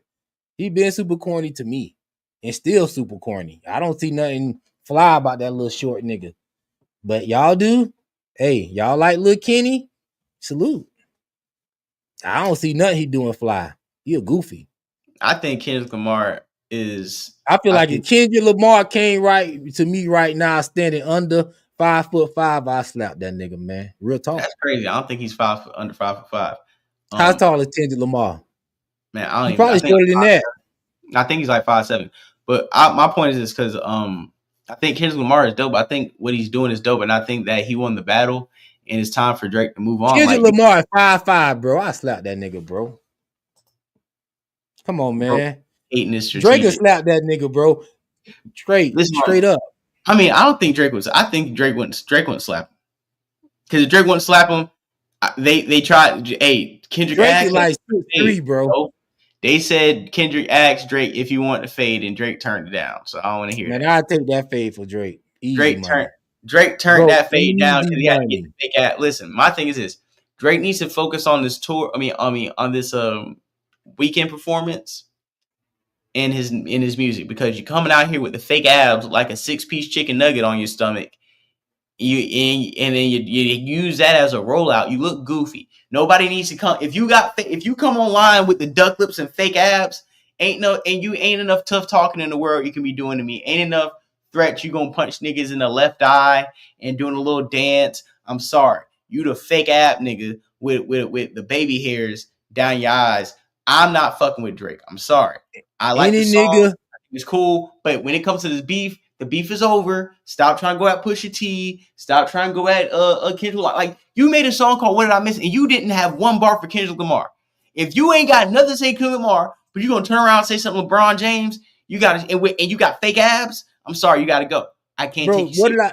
It's not about Kendrick no more, because people already know, the real people already know Kendrick is a hater, and we already know what the consensus of black people, that's what they own as far as like social media.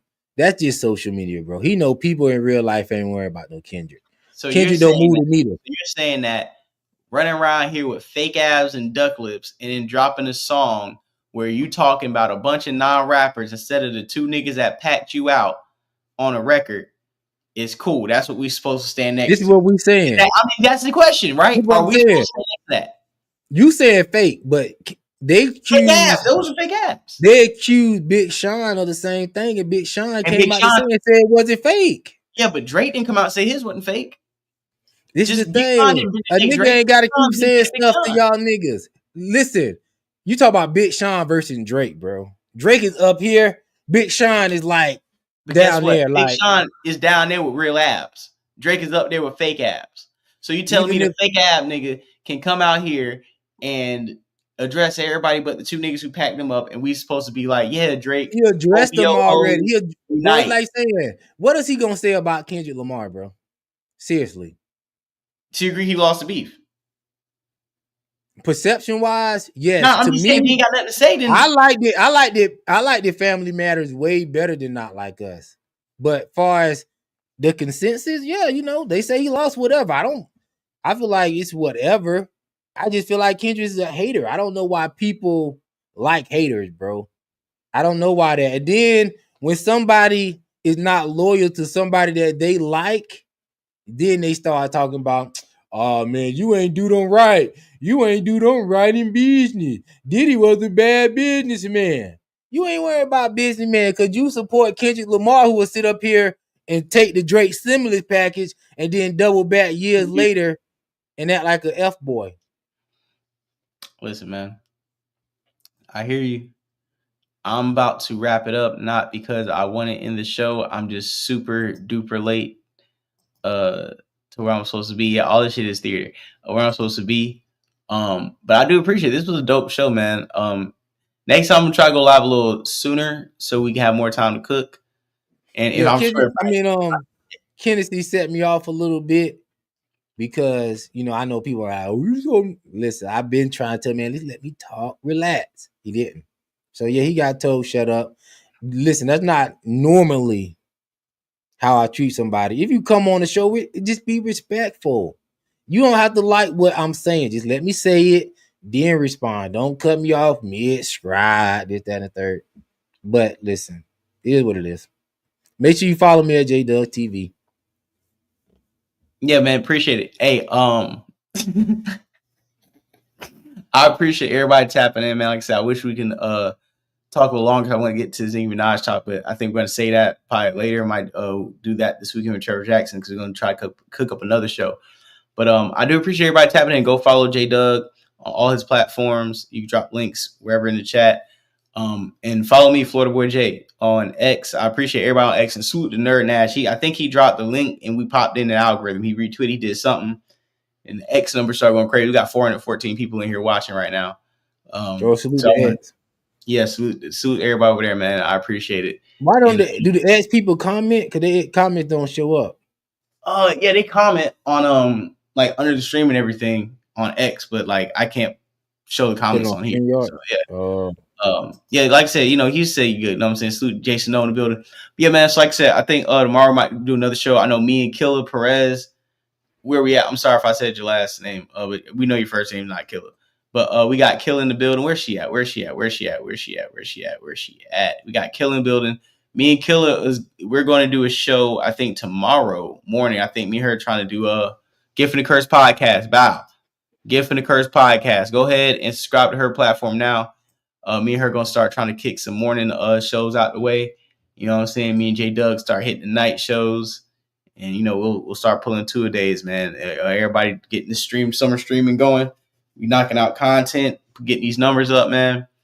I want to say appreciate everybody. J Doug, thank you for hopping on, man. We really cooked up a good show. It's like back like we never left, man. Niggas in the chat was going crazy, laughing and shit, man. I'm sorry for people. Sorry we couldn't get to the last few topics, but I mean, y'all know how I get down, man. When the show start going off the rails, sometimes I'm gonna let it go off the rails. The niggas gonna come back. Like I said, man, I'm gonna let the show. If y'all entertain numbers going up, I'm gonna let niggas cook. Y'all know how I get down, man. I go ahead and grab me some. Y'all lucky I ain't grab me something to eat while niggas was cooking. But I salute everybody. Appreciate it. And J Doug, I'm gonna holler at you on the back end. Appreciate you hopping on the show, man. And everybody enjoy your night, man. Salute. Yo.